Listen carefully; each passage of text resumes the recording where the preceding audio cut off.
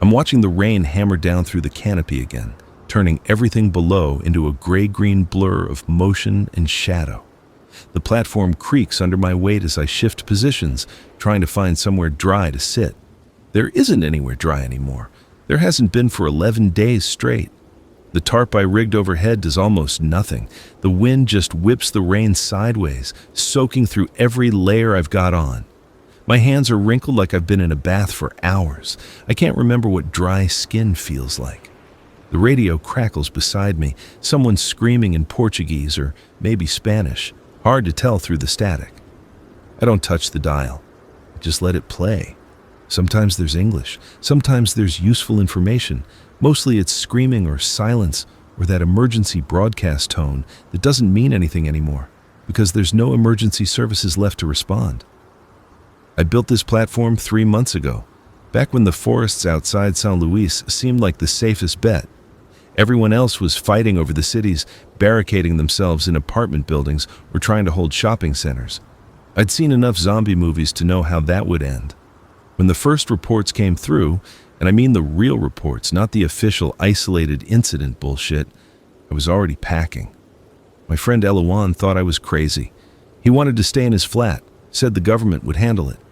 I wonder if he made it. I wonder if wondering about him does any good. The virus started in Manaus, or that's what people were saying. Hard to know what's true when the internet only worked for about a week after things got bad, and even then, it was mostly people filming their own deaths or spreading conspiracy theories. But the Manaus story made sense. Some researcher got bit by something, some bat or monkey or spider, and instead of going to a hospital like a normal person, he just went home. Felt fine for 3 days. On day 4, he attacked his wife. On day 5, 17 people in his apartment building were infected. On day 6, the entire neighborhood was a war zone. The government tried to contain it. They actually did better than I expected. Locked down Manaus, put up roadblocks, sent in the army. But the thing about the Amazon, about any jungle really, is that you can't contain anything. The rivers spread it. The animals spread it. People fled through the forest and carried it with them. Within 2 weeks, it was in Belém, in Santarém, creeping down the coast. Within a month, it was everywhere. I'd been working as a surveyor, spending weeks at a time in the forest, mapping terrain for a logging company. Hated the job, hated what we were doing to the land, but it paid well, and it taught me how to survive out here. I knew which trees were stable enough to climb, which vines you could trust, where to find water. When things started falling apart, when the streets in San Luis turned into a screaming chaos of people, eating each other, I didn't hesitate. I took everything I could carry, rope, tarps, tools, dried food, water purification tablets, my climbing gear, and I headed into the forest. Found this grove about 15 kilometers from the city edge. Kapok trees, massive things, over 40 meters tall with their crowns spreading out above everything else. I picked the biggest one, the one with branches thick enough to support a platform, and I started building. Took me 4 days of hauling supplies up and down, lashing wood together, creating something livable, not comfortable, livable. The platform is maybe 3 meters square, built where 3 main branches fork off from the trunk. I've reinforced it as best I can with additional planks scavenged from an abandoned research station I found a few kilometers east. There's a sleeping area, just a hammock really, covered with plastic sheeting, and a small section where I keep my supplies and waterproof bags. Everything has to be tied down. The wind-up here gets vicious during storms, and I've already lost a water container and a bag of rice to gusts that came out of nowhere. The rain keeps falling. It's always falling now. I don't know if it's the season or if something about the apocalypse has broken the weather patterns, but it hasn't stopped for more than a few hours at a time in weeks. The forest below is flooded in places, turning paths into streams, streams into rivers. The zombies down there slosh through it, unbothered. Water doesn't stop them. Nothing stops them except destroying the brain, and even then, you have to be thorough. I learned that the hard way. There's one directly below me right now. I can hear it before I see it. That wet, rattling breath they make, like their lungs are full of fluid. I lean over the edge of the platform carefully, moving slow so the wood doesn't creak too loud, and look down through the branches. It's a woman, or used to be. Hard to tell much else from up here. She's wearing the remains of a yellow dress, the fabric hanging off her in strips. She's staring up into the trees, swaying slightly, mouth opening and closing. They do that. I don't know why. Maybe they can smell me. Maybe they can sense body heat or movement or something else I don't understand. She can't reach me. None of them can. That's the whole point of being up here. But they try. Oh, they try. I've watched them attempt to climb, their rotten fingers scraping at bark, feet slipping on wet wood. They're not coordinated enough.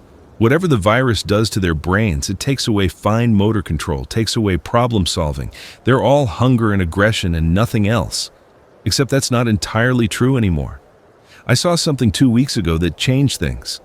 I was checking the snare traps I'd set in the mid-canopy, hoping for a bird or a monkey or anything with protein. Found one of the traps sprung, but empty. Thought maybe something had escaped. Then I heard a sound above me. This chittering, clicking noise. Looked up and saw a capuchin monkey in the branches. Its eyes were milky white. Its mouth was stained dark with blood. It looked down at me with that same blank hunger I'd seen in every infected human, and then it jumped. I barely got my machete up in time. The thing hit me hard enough to knock me back against the trunk, and I felt its teeth snap shut centimeters from my face. I could smell the rot on its breath, could see the places where patches of fur had fallen out, revealing gray-black skin underneath.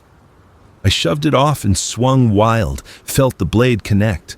The monkey fell, screeching this horrible sound, crashed through branches on its way down. I heard it hit the forest floor.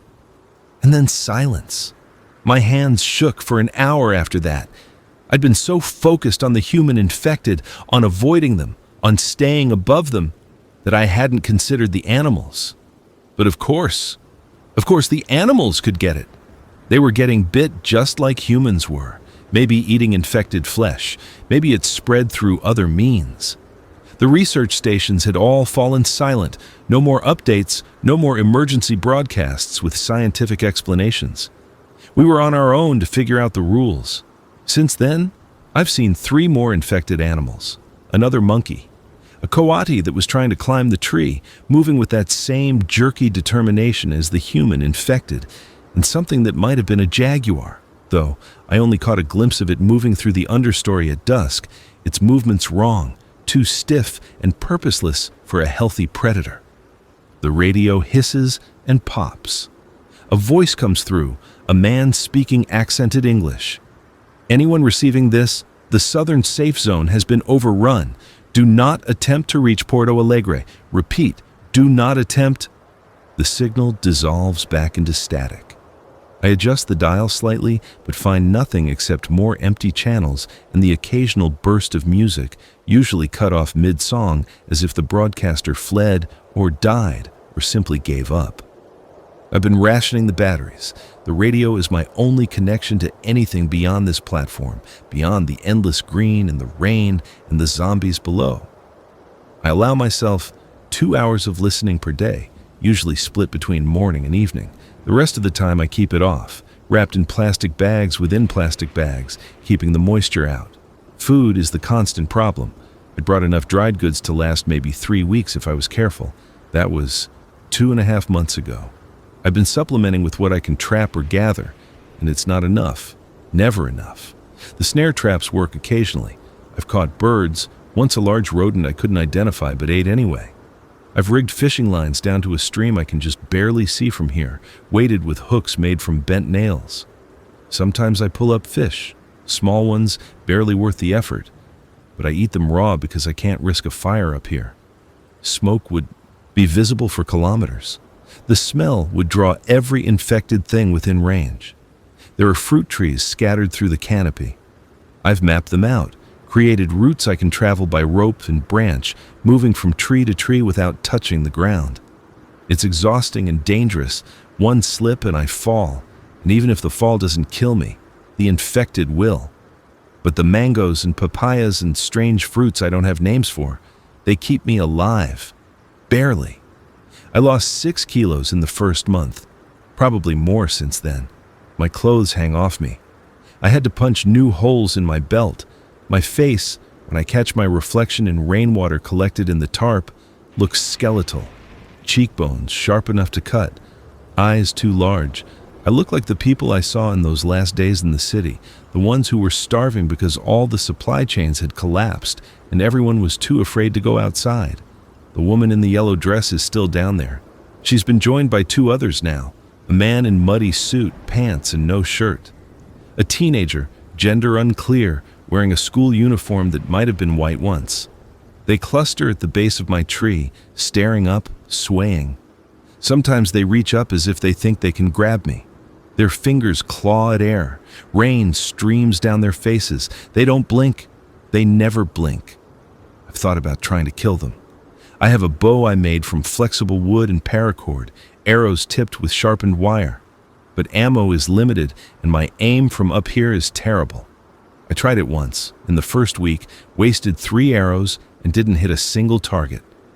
Watched the arrows disappear into the undergrowth, knowing I'd never get them back. So now I just wait.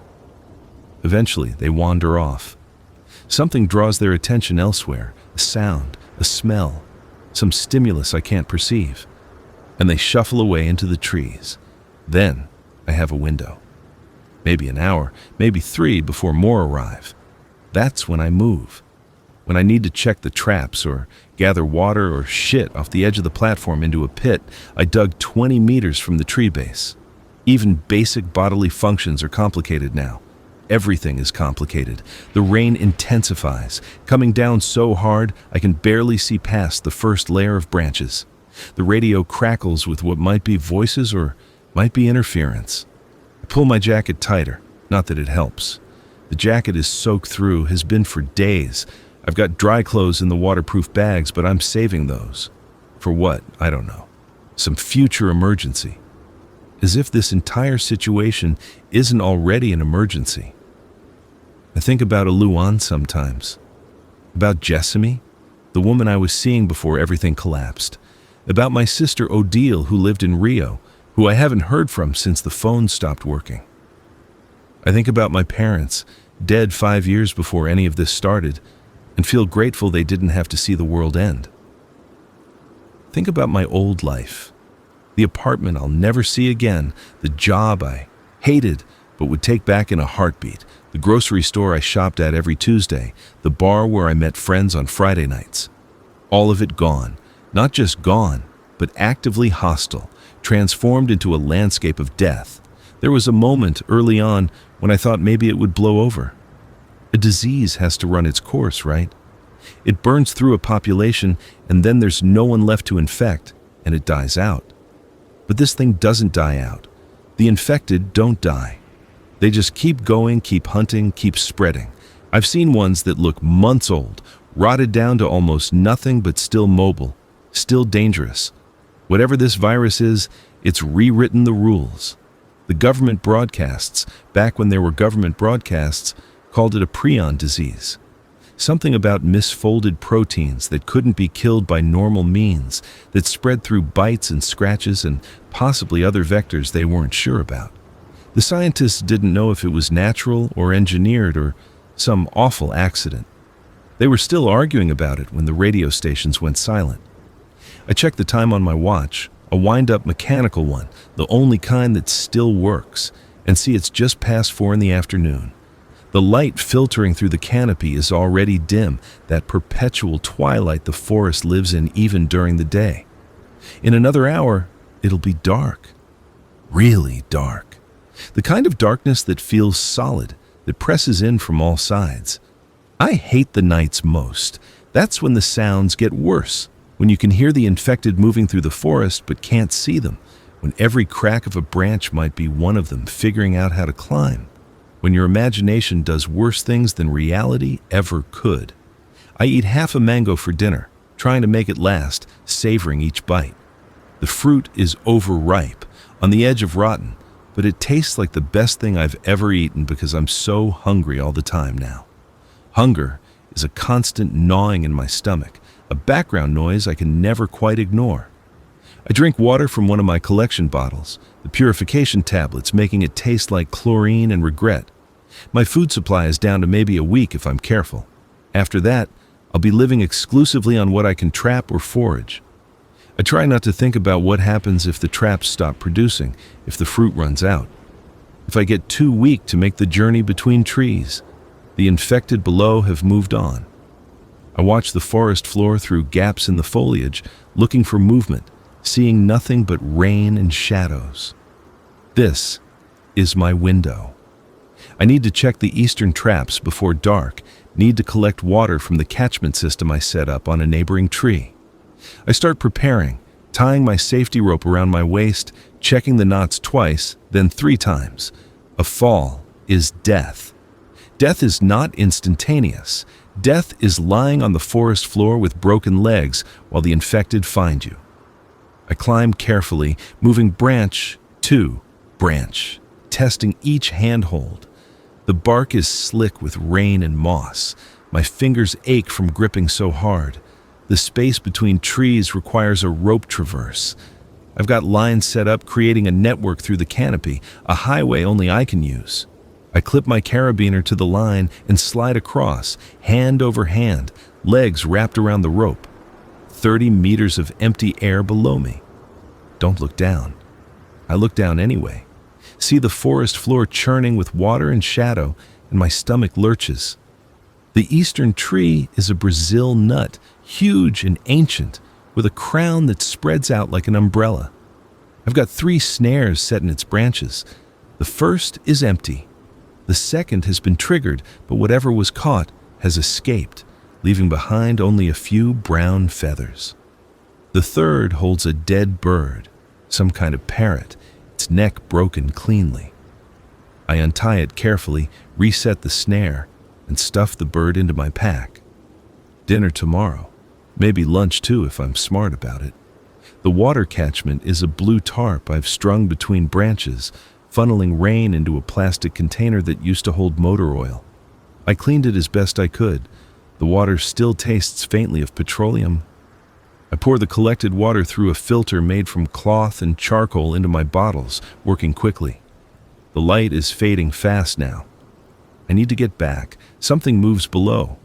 I freeze, one hand on the tarp, body pressed against the trunk. Listen. There. That sound again.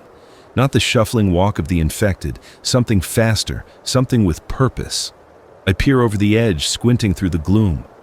It's a dog, was a dog, medium-sized, maybe a mutt, with patchy fur and that telltale milky eye color.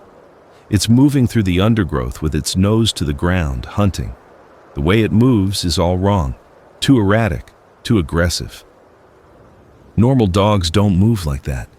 It stops suddenly, raises its head, and I swear it's looking right at me. Then it starts to climb. I don't wait to see if it can make it.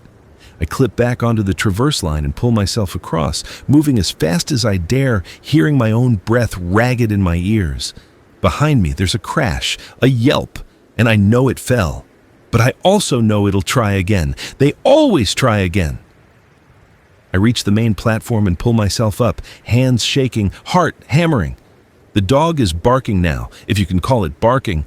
It's more like a wet, coughing roar, echoing up through the trees. Other sounds answer it. Human voices, or what used to be human voices. Groans and clicking sounds and that weird respiratory rattle. The dog's noise is bringing them. Within minutes, there are 6 infected below the tree, then 10, then more than I can count in the darkness. They cluster and sway and reach up. The dog keeps trying to climb, getting maybe 2 meters up before falling, then trying again. Its persistence is terrifying because it suggests something I don't want to think about, that the infected might be learning, adapting. I sit on the platform with my back against the trunk and wait for them to lose interest. The radio is chattering in Spanish again, something about a convoy and supplies and coordinates that don't mean anything to me. The infected below carry on their vigil. The rain continues to fall, washing over everything, the endless percussion of it against leaves becoming white noise. This is my life now. This is what survival looks like. A wet platform in the sky, hunger and fear, and the constant sound of rain.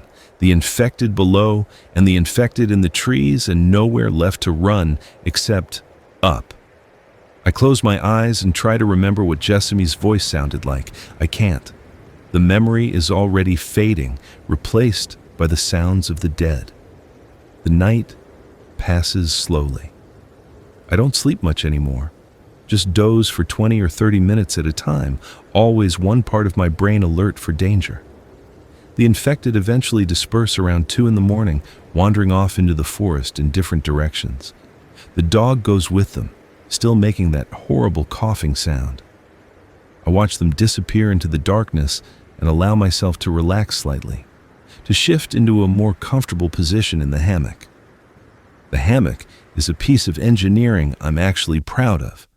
It's suspended between 2 branches with climbing rope, enclosed on top with mosquito netting and plastic sheeting to keep out the worst of the rain. Inside is a sleeping bag I managed to keep mostly dry and a foam pad that provides some insulation from the cold, because it does get cold up here at night, despite being in the tropics. The wind strips away heat.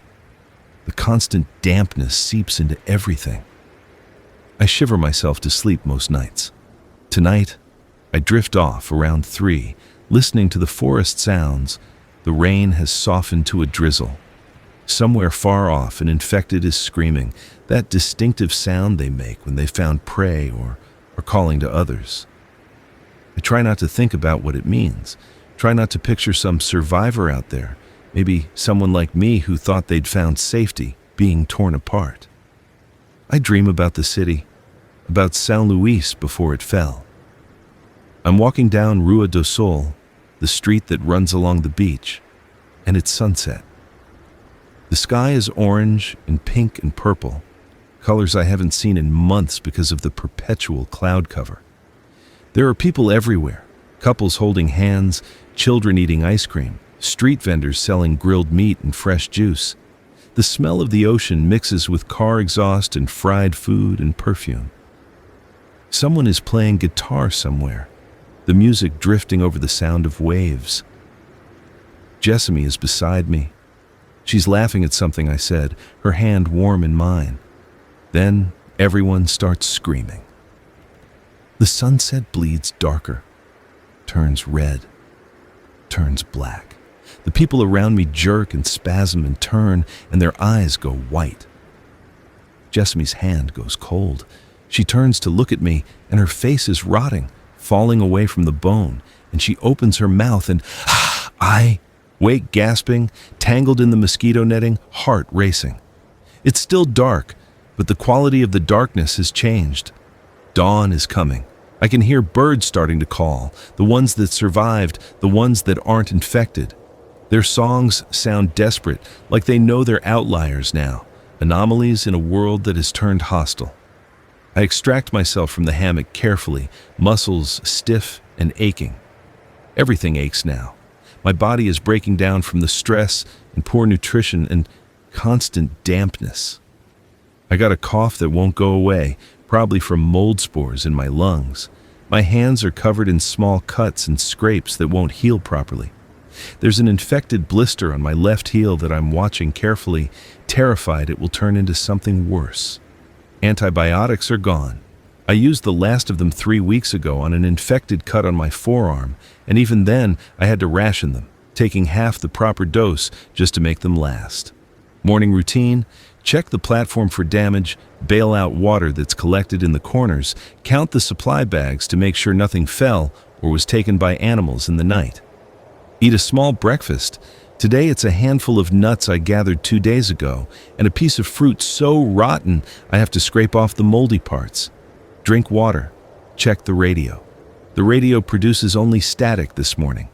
I spin the dial through all the frequencies I've marked as sometimes active, hearing nothing but hiss and the occasional burst of what might be Morse code. No voices, no music, no emergency broadcasts. The silence is worse than the screaming. I turn it off to save batteries and sit watching the forest wake up. The light is gray and watery. The rain has stopped for now, but clouds hang low, promising more. A toucan lands on a branch 3 meters away, its ridiculous orange beak bright against the gray-green foliage. It regards me with one dark eye, then flies off. I envy its ability to just leave, to fly away from all this. There's work to do. There's always work to do. The southern anchor point on the platform is loose. I noticed it yesterday, but was too tired to fix it. If it fails, the whole structure could collapse, or at least tilt enough to send my supplies sliding off. I dig out my tools, such as they are. A multi-tool with pliers and a knife, some screws I salvaged from the research station, a makeshift wrench made from bent rebar. Start tightening the lashings, reinforcing the connection point. While I work, I think about the research station. I found it 6 weeks ago, during a foraging expedition that took me further east than I'd gone before. It was a small facility, 3 buildings arranged around a clearing, probably used by botanists or ecologists studying the forest. The infected had been there. Blood on the walls, doors hanging open, paper scattered everywhere. But they'd moved on, leaving behind useful debris. I took everything I could carry: rope, tarps, tools, some freeze-dried, food that the rats hadn't gotten to, a water filter, notebooks I haven't read yet. The notebooks are in one of my supply bags, wrapped in plastic. I haven't opened them because I'm afraid of what they'll say, afraid there'll be someone's journal detailing the last days, the failure of quarantine, the slow realization that there was no help coming. I have enough horror in my present without borrowing more from the past, but maybe someday I'll read them. Maybe when I'm desperate for human contact, even secondhand, even from the dead. The anchor point secured, I move to the next task, checking the rope lines.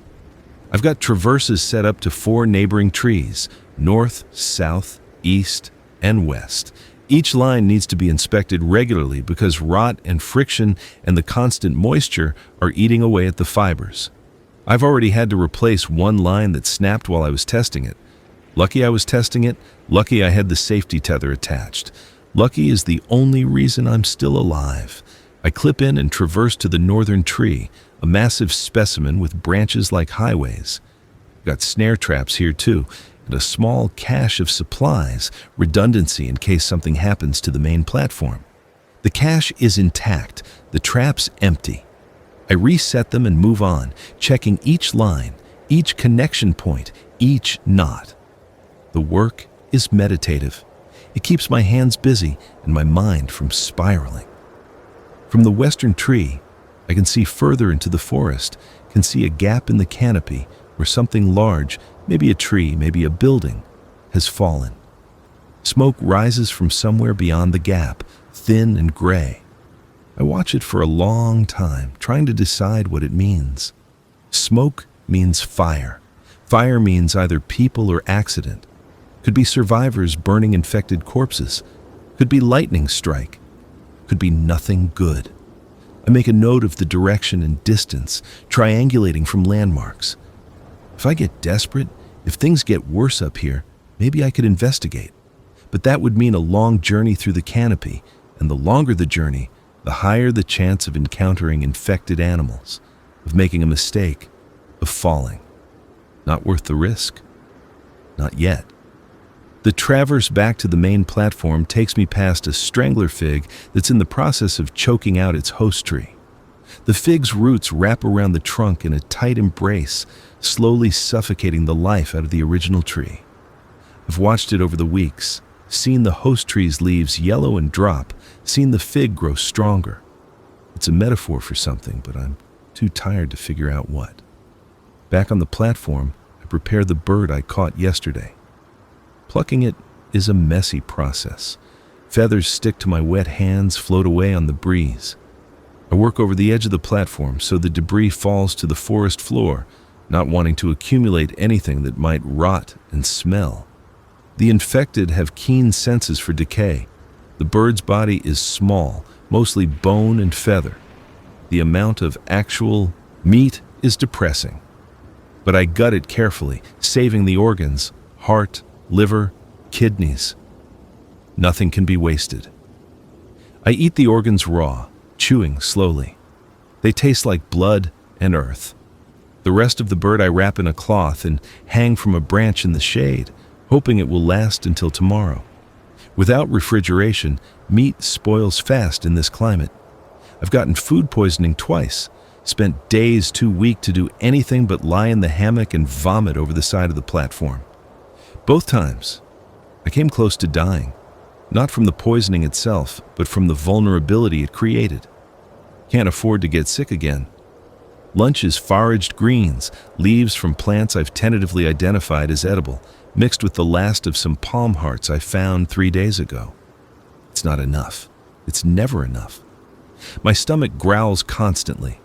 I've started having fantasies about food, not gourmet meals or fancy restaurants, just simple stuff. Rice and beans, bread, cheese, a banana that isn't half rotten, an egg.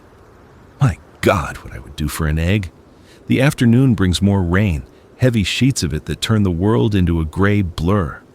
I huddle under the tarp, checking my supplies, taking inventory. The numbers are bad. 3 days of water if I ration, maybe 5 days of food if I stretch it and supplement with whatever I can trap. After that, I'm in serious trouble. I need to make another run to the research station. There might be more supplies I missed, more food hidden in cupboards or storage rooms. But it's a full day's journey there and back, dangerous even in good weather, potentially suicidal in this rain. The branches become slick, visibility drops, and the infected seem more active during storms. I've noticed that. They move more when it rains, as if the water on their skin provides some kind of stimulation or relief. The radio crackles to life on its own, some anomaly of interference or atmospheric conditions. A voice comes through, English this time. A woman. Day 147 since initial outbreak. This is the final broadcast from the Manaus Research Facility.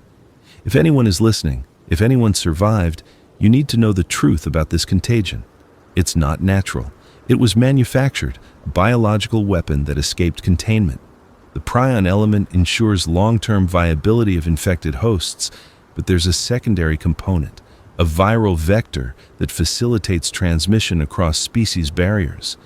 We've observed infection in mammals, birds, and possibly reptiles. The implications are... Static swallows the rest. I wait, breath held for more. The radio hisses and pops. Then another voice, male, panicked. They're in the building! They're in the building! Oh God, they're... Screaming, wet tearing sounds. Silence. I turn the radio off with shaking hands. So that's confirmation. Manufactured. A weapon.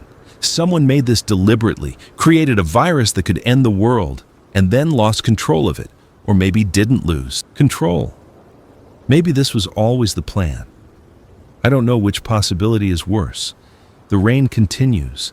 I sit and watch it fall, thinking about the implications. If the infection crosses species barriers, if it can spread to all mammals and birds and possibly reptiles, then there's no safe place. The ocean might have fish turn zombie. The sky has birds that could dive down and attack. The ground is crawling with infected humans and animals. The canopy, my refuge, is increasingly unsafe as infected monkeys and birds, and who knows what else, figure out how to navigate the trees. I'm not safe here. I'm just less immediately threatened than I would be on the ground. But every day, the margin narrows. Every day, there's a new infected animal adapting, learning, getting closer. As if summoned by my thoughts, something large crashes through the branches above me. I look up and see a sloth, moving with that characteristic slowness, but wrong.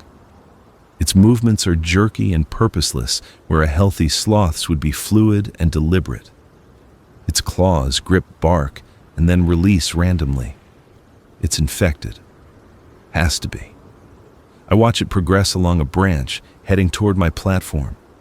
Sloths are not fast movers, but they're strong, and their claws are dangerous.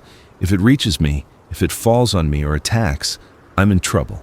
I grab my machete, weighing options. Kill it now before it gets close? Risk the noise and activity drawing other infected? Or wait and hope it wanders off? The sloth solves the problem by losing its grip. It falls, tumbling through branches and hitting my platform hard enough to make the whole structure shake before continuing down into the forest below. I hear the impact when it hits the ground, a wet thud, then silence. Then the familiar sounds of infected humans moving toward the noise, drawn by the disturbance. I look over the edge. There are 5 of them converging on where the sloth fell. They cluster around it, bending down. I expect them to attack it, to tear it apart the way infected humans attack living things.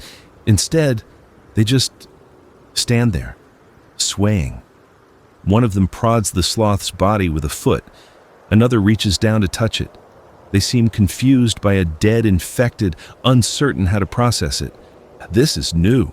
I've seen infected ignore each other before. They don't attack their own kind. But this is different.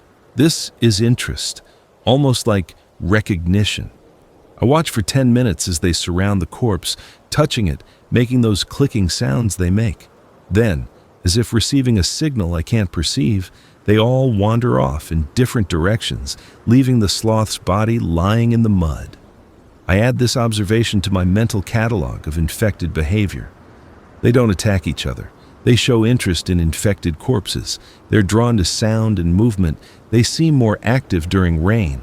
The animals show the same behaviors as the humans, and possibly, maybe, they're getting better at climbing. That last thought keeps me awake as evening falls. I force myself to eat more of the bird. It's already starting to smell off, and drink water and check the security of my hammock setup. The platform is solid. The ropes are good. I'm as safe as I can be. But safe is relative. Safe is temporary. Safe is an illusion I maintain to keep from screaming. Night comes. The infected below resume their vigil.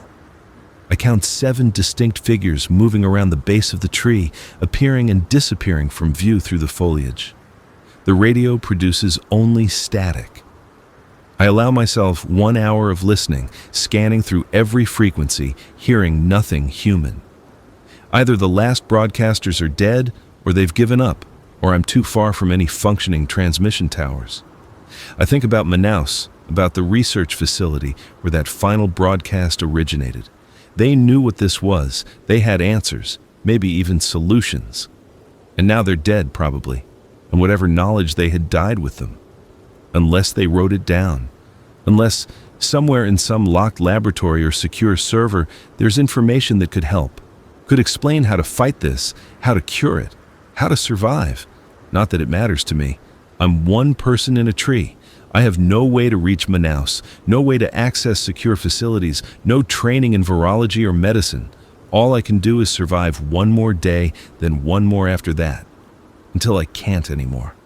The temperature drops. I pull the sleeping bag tighter around myself, zipping it up to my chin. My breath mists in the air. Somewhere below, the infected are making noise, not screaming or groaning, but a kind of rhythmic clicking, multiple voices joining in. It sounds almost like communication. I tell myself it's not. Tell myself they're just animals, driven by instinct and hunger, no more conscious than a plant growing toward light. But I don't believe it. Not anymore. There's something in their movements, in the way they cluster and disperse, in their persistence, that suggests something more than pure instinct. The virus rewires them, but it doesn't completely destroy intelligence. It just redirects it toward a single purpose: spread, infect, consume. I sleep poorly, waking every hour or so to check my surroundings, to make sure nothing has climbed up while I dozed. The night is endless. Dawn, when it finally comes, is more relief than celebration. Day 93 since I built the platform. Day 147 since the outbreak began, if that radio broadcast was accurate. The world has been ending for almost 5 months, and I'm still here. I don't know whether that makes me lucky or cursed. The morning routine repeats: check platform, bail water, eat minimal breakfast, check radio. Today, the radio gives me Portuguese, a man reciting what sounds like poetry or maybe prayer. I listen for a few minutes, catching words here and there. Salvação, salvation, perdido, lost, fim. And then his voice chokes off and there's a struggle, sounds of violence, and the broadcast ends. I mark the frequency in my notebook, even though I know he won't broadcast again. Dead frequencies outnumber live ones now by maybe 20 to 1. I keep checking them anyway, hoping for a miracle, hoping someone somewhere is still alive and has something useful to say. The weather is clearing slightly. The clouds are higher, thinner. I can actually see patches of blue sky through gaps. It's been so long since I've seen blue sky that I just stare at it for a while, remembering what it felt like to stand on a beach and look up at endless expanse of color, to feel warm sand under bare feet, to smell salt air and sunscreen and grilled fish from the beach vendors. That world is gone. This is the world now, green and gray and rain and rot and endless danger. But the clearing weather means opportunity. I can make the trip to the research station today. The visibility will be better, the branches less slick. I spend an hour preparing, filling water bottles, packing the machete and bow, double-checking rope and carabiners, leaving a note on the platform just in case. Not sure who the note is for. Maybe future me if I make it back. Maybe some other survivor who might find this place after I'm gone. The note says, Research Station 6 km east-southeast, following the ridgeline. Supplies possible. Infected active in area. Proceed with caution. Water catchments at cardinal direction trees. Good luck. I read it over once, decide it's adequate, and weight it down with a rock. Then I start the journey. Traveling through the canopy is exhausting and terrifying. Each traverse from tree to tree requires careful planning, testing the rope before committing, moving slow enough to be safe, but fast enough to maintain momentum. The sun, when it appears, turns the forest into a steam bath. Within 30 minutes, I'm soaked through with sweat, my hands slipping on the lines. I have to stop frequently to rest, to drink water, to let my muscles recover. The forest from up here is beautiful in a way that's almost painful. The canopy spreads out in all directions, an ocean of green with waves and troughs where trees have fallen or diseases have spread. Birds flash through the air, their calls mixing with insect buzzing and the distant sound of water. If I didn't know what was below, if I didn't know that almost everything down there wanted to kill me, I could pretend this was just a research expedition, just another day of surveying terrain. But then I see the bodies. They're tangled in branches about 20 meters below my current position in a mid-canopy layer I rarely traverse. 3 people, or what's left of them. They must have tried the same strategy I did, tried to escape into the trees. But they fell, or were pulled down, or died some other way. The bodies are weeks old at least, bloated and rotting, covered in insects. I can't tell if they turned or if something else killed them. I give them wide berth and keep moving. An hour into the journey, I encounter an infected howler monkey. It's sitting on a branch across my path, making that horrible clicking sound. I freeze, evaluating options. The branch it's on is too narrow to support its weight and mine. I can't go around without a major detour that would add hours to the trip. Going back means giving up on the research station. I unsling my bow, nock an arrow, and aim. The monkey watches me with those dead white eyes. I release. The arrow flies true, hits the monkey in the head, punches through skull and brain. The monkey falls without a sound, crashes through branches on its way down. I wait, listening for signs that the noise attracted other infected. Birds call, insects buzz. The forest continues its business. After 5 minutes, I judge it safe and continue.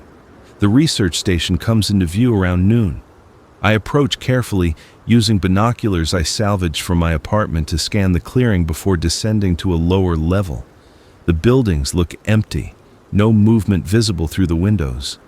The clearing is overgrown, jungle already reclaiming the space that humans temporarily carved out. Give it another year and there'll be nothing left but foundation stones and rusted equipment. I spend 20 minutes watching before I make my move. Descend to a tree at the clearing's edge, maybe 10 meters up, with good visibility and escape routes. Tie off a safety line. Take one more look around, still nothing. But that doesn't mean nothing is there.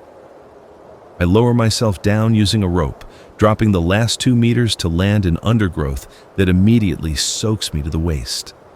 The ground is soft mud and leaf litter. My boots sink in.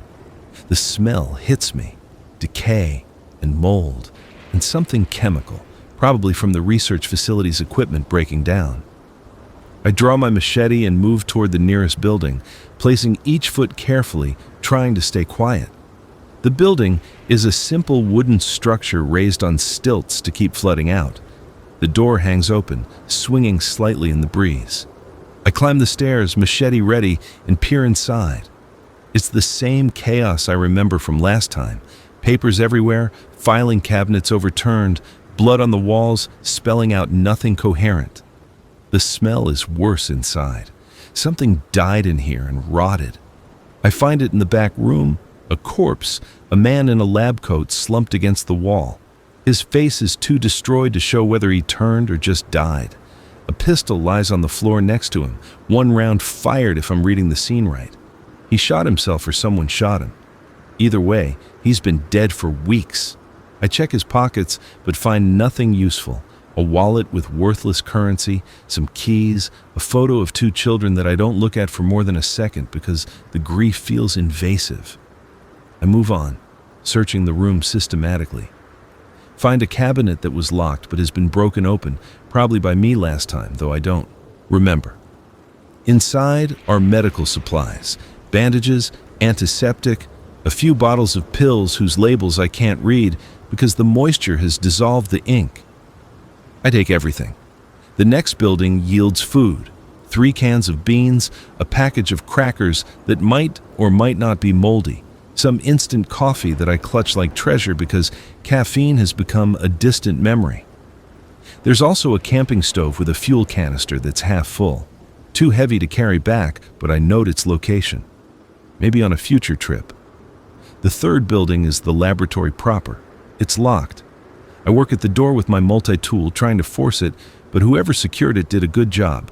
The lock won't budge. There are windows, but they're barred. I could break the glass, but that would make noise, and noise here seems dangerous.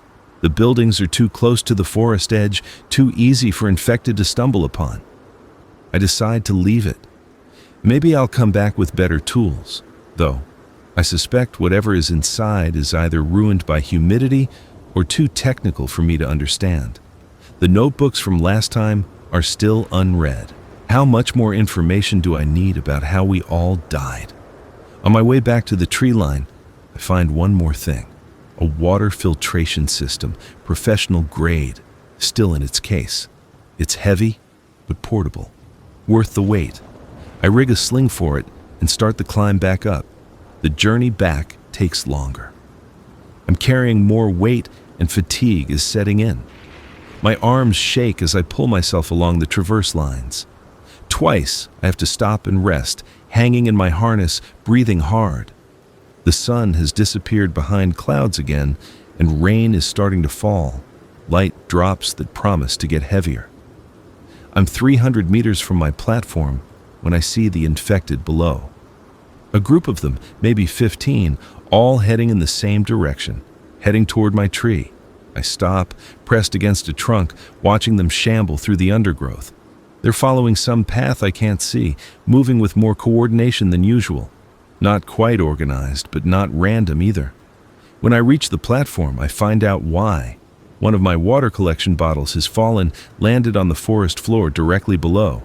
The bottle is plastic, bright blue, clearly human-made. The infected are clustered around it, touching it, passing it between them. They know someone is up here. They're looking. I curse myself for not securing the bottle better, for not checking the knots before I left. Such a small mistake, such dangerous consequences. I watch the infected for an hour, hoping they'll get bored and wander off. They don't. More arrive. By evening, there are 20 of them, and they're not leaving. Night falls, and they're still there. I can hear them moving around, making their clicking sounds, occasionally attempting to climb.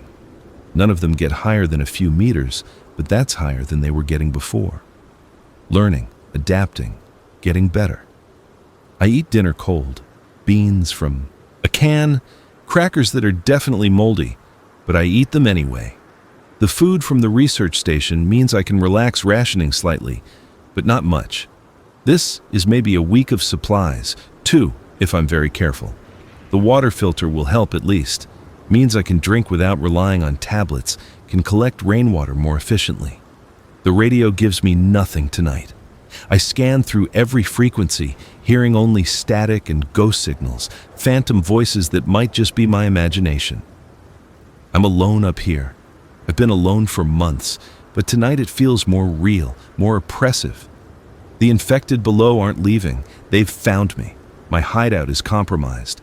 I consider my options. Stay here and hope they eventually disperse.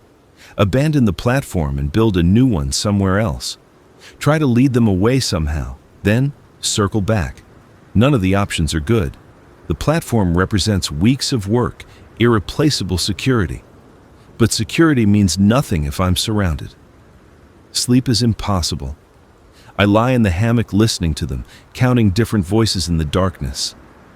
24.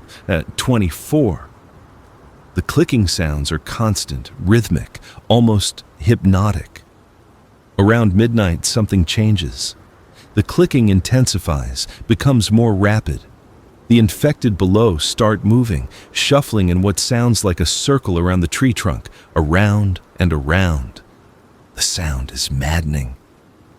Then they stop. All at once, complete silence. I wait, hardly breathing, straining to hear anything. The forest has gone quiet too, as if every living thing is holding its breath. Even the insects have stopped buzzing. The silence stretches for 1 minute, 2, 5. Then the screaming starts. Not from the infected, from somewhere else in the forest, east of my position, maybe half a kilometer away. A human scream full of terror and pain. It goes on and on, rising and falling. I can hear multiple voices now, people shouting, crying, calling for help in Portuguese and Spanish and languages I don't recognize. The infected below erupt into motion, all of them, at once, moving toward the screaming. I watch them disappear into the darkness, crashing through undergrowth, moving faster than I've ever seen them move. Within 30 seconds, the area below my tree is empty. The screaming continues for another 2 minutes, then cuts off abruptly. Silence returns. Different this time. Heavy. Waiting. I don't move. Don't make a sound. Someone else was out there. Survivors. Maybe a group, judging by the multiple voices. And now they're dead or infected or running for their lives. The infected that were below my tree are gone, drawn away by easier prey. I should be relieved. Instead, I feel sick, guilty, like I survived at someone else's expense. Because I did. Those people died, and I'm still here. I forced myself to check the platform, to make sure nothing was disturbed while I was focused on the noise. Everything is intact. The water bottle that fell is still down there, somewhere, but irrelevant now. The infected are gone. I have a window, maybe a few hours, maybe until dawn. The rest of the night I spend in a state of hypervigilance, machete in hand, watching the darkness. Every shadow is a threat. Every sound makes me flinch. I've seen what happens when the infected find someone. I've heard it now. The memory of those screams will be with me forever, joining the collection of horrors I can't forget. Dawn comes gray and reluctant. The rain has started again, harder now, a steady downpour that reduces visibility to maybe 20 meters. I check below. No infected visible. They're either still feeding on the people from last night or they've dispersed again. Either way, I have my window. I make a decision. Move the high-value supplies to the cache in the northern tree. Distribute my resources so that losing the main platform doesn't mean losing everything. It takes 3 trips, moving cautiously, checking every approach before committing. I I transfer food, water, medical supplies, tools. Keep only the essentials on the main platform: sleeping gear, some water, the radio, a day's worth of food. By midday, I'm exhausted, but the work is done. If I lose the main platform, I can survive from the caches. Not comfortably, not for long, but survive. That's all that matters. Surviving.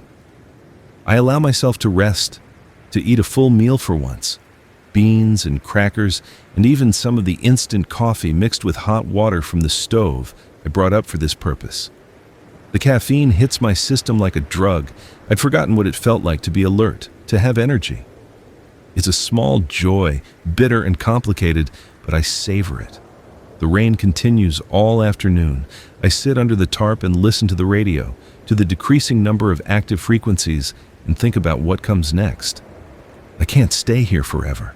The food will run out. The infected are getting more persistent. The forest itself is becoming more hostile as more animals turn. Eventually, I'll make a mistake, or get sick, or just run out of luck. But where would I go? The cities are death traps. The highways are impassable. The ocean might still have ships, but I'm weeks of travel from the coast, and that's assuming I could survive the journey. Flying is impossible. The airports fell early, planes crashed or were overrun. The borders between countries are meaningless when there's no one left to guard them. Maybe there are safe zones. Maybe the government or military or someone established protected areas. The radio broadcasts mentioned them back when there were broadcasts. But how do you find them? How do you know they still exist? How do you trust that they're not traps? A voice crackles through the static. Anyone listening? Day 153. Situation critical. The islands are not safe. Repeat, the islands are not safe. Infected have learned to swim or are being carried by currents. We've had breaches in all coastal settlements. Moving to higher ground, but options are limited. If you're considering island refuges, don't. They can cross water. They can... Static swallows it. I wait, but there's nothing more. Another piece of information, another route to safety eliminated. The islands aren't safe. The ocean isn't a barrier. Nowhere is safe. I'm beginning to understand that survival isn't about finding a safe place. There are no safe places. Survival is about staying mobile, staying alert, staying lucky. The platform is temporary. Everything is temporary. I'm not building a fortress. I'm just postponing the inevitable. The thought should be depressing, but instead it's almost liberating. If everywhere is dangerous, if death is always close, then I might as well die trying, might as well push further, explore more, take risks. What's the worst that can happen? I die a little sooner than I would have anyway? Evening brings more infected, not as many as last night, only 5 or 6 visible through the rain. But they're back. They know something is up here. I watch them circle and reach and try to climb, their persistence unwavering. One of them is wearing a military uniform, or what's left of one. The patches are too muddy to read, but I can see the rank insignia on the shoulder. He was a sergeant, probably died trying to maintain order, to protect people. Now he's just another monster in the forest. I eat sparingly, a can of beans split between dinner and breakfast tomorrow. Some wild greens I collected last week. The beans are past their expiration date by 18 months, but they taste fine. Expiration dates are another thing that doesn't matter anymore. Food is food. If it doesn't kill you immediately, it's good enough. The sergeant is still trying to climb when I go to sleep. I can hear him scrabbling at the bark, falling, trying again. His persistence is almost admirable, almost human. I drift off to the sound of his efforts, too tired to care if he succeeds. Day 95. I wake to find the platform surrounded by mist, thick and white and impenetrable. Can't see the ground, can't see the neighboring trees, can only see maybe 3 meters in any direction before everything disappears into whiteness. The effect is disorienting, like floating in clouds, like being nowhere at all. I eat breakfast and check supplies and wait for the mist to clear. It doesn't.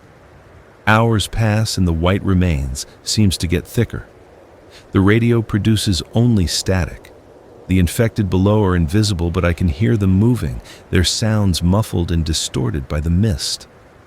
Around noon, something changes. The mist doesn't lift, but it shifts, and through a gap, I see something that makes my heart stop. There's someone in the next tree over. A person, standing on a branch, looking toward my platform.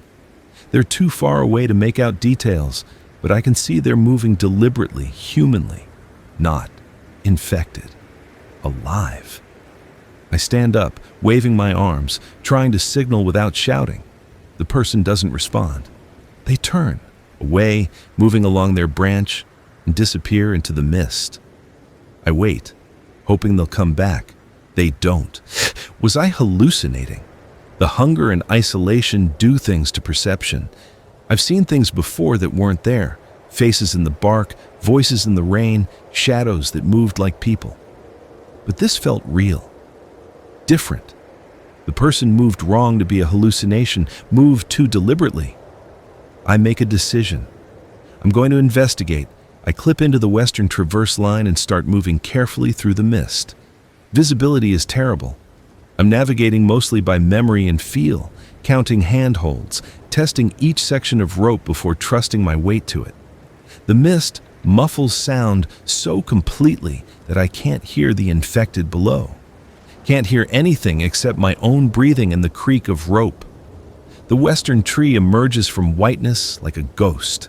I reach it, clip to a safe point, and look around. There, boot prints in the moss on a branch, fresh. Someone was here recently. I follow the prints to where they disappear into the mist heading north.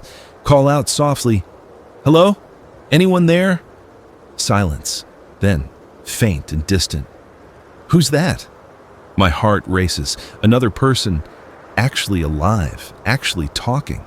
I call back, "A survivor. I got a platform to the south. Are you okay?" No response. I wait, straining to hear. The mist swirls and shifts. Then, I see a figure approaching, moving from branch to branch with practiced ease. As they get closer, I can make out details. A woman, maybe 30, thin like everyone is now, wearing practical climbing gear and carrying a serious-looking knife. Her eyes are wary but clear. Not infected, definitely not infected.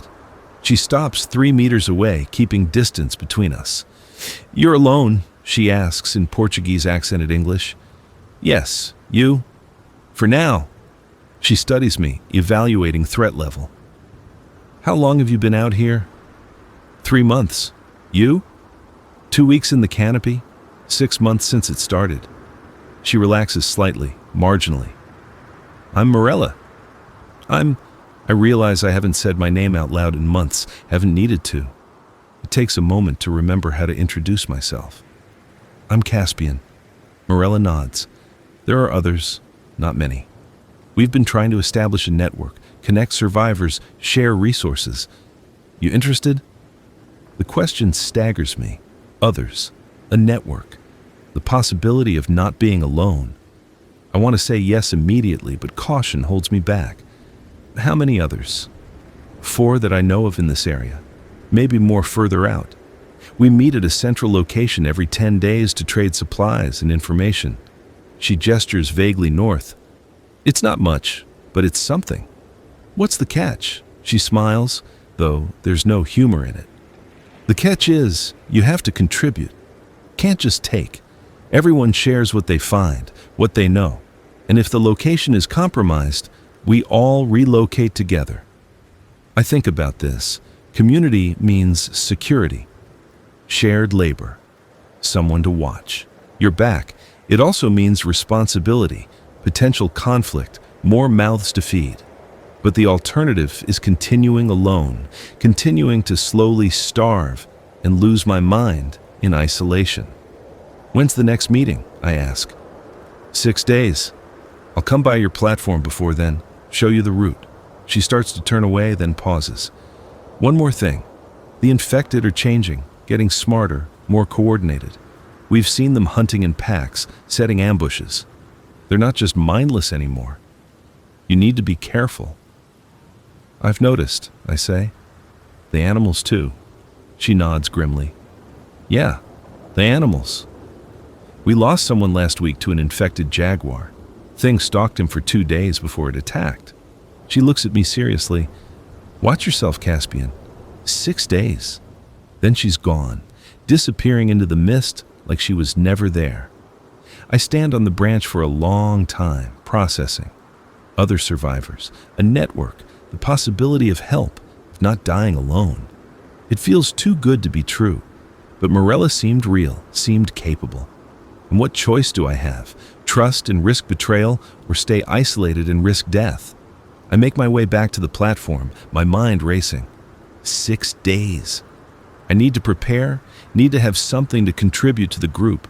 Food would be good, but I barely have enough for myself. Information then. I can share what I've observed about the infected, about safe travel routes, about the research station. That has value. The mist lingers all day. I spend the time organizing, planning, thinking. By evening, I've decided I'm going to trust Morella, going to take the risk. The alternative, continuing alone until I inevitably make a fatal mistake, is just slow suicide.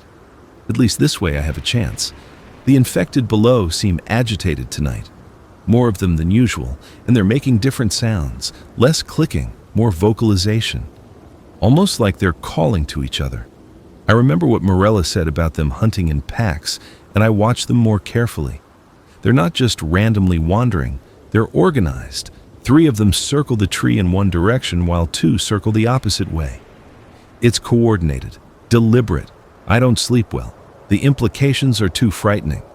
If the infected are truly developing pack tactics, developing intelligence beyond basic hunger, then nowhere is safe. Not the Canopy, not anywhere. The virus isn't just preserving them, it's improving them. Around 3 in the morning, I'm jolted awake by sound, not from below, from above. Something moving in the upper branches.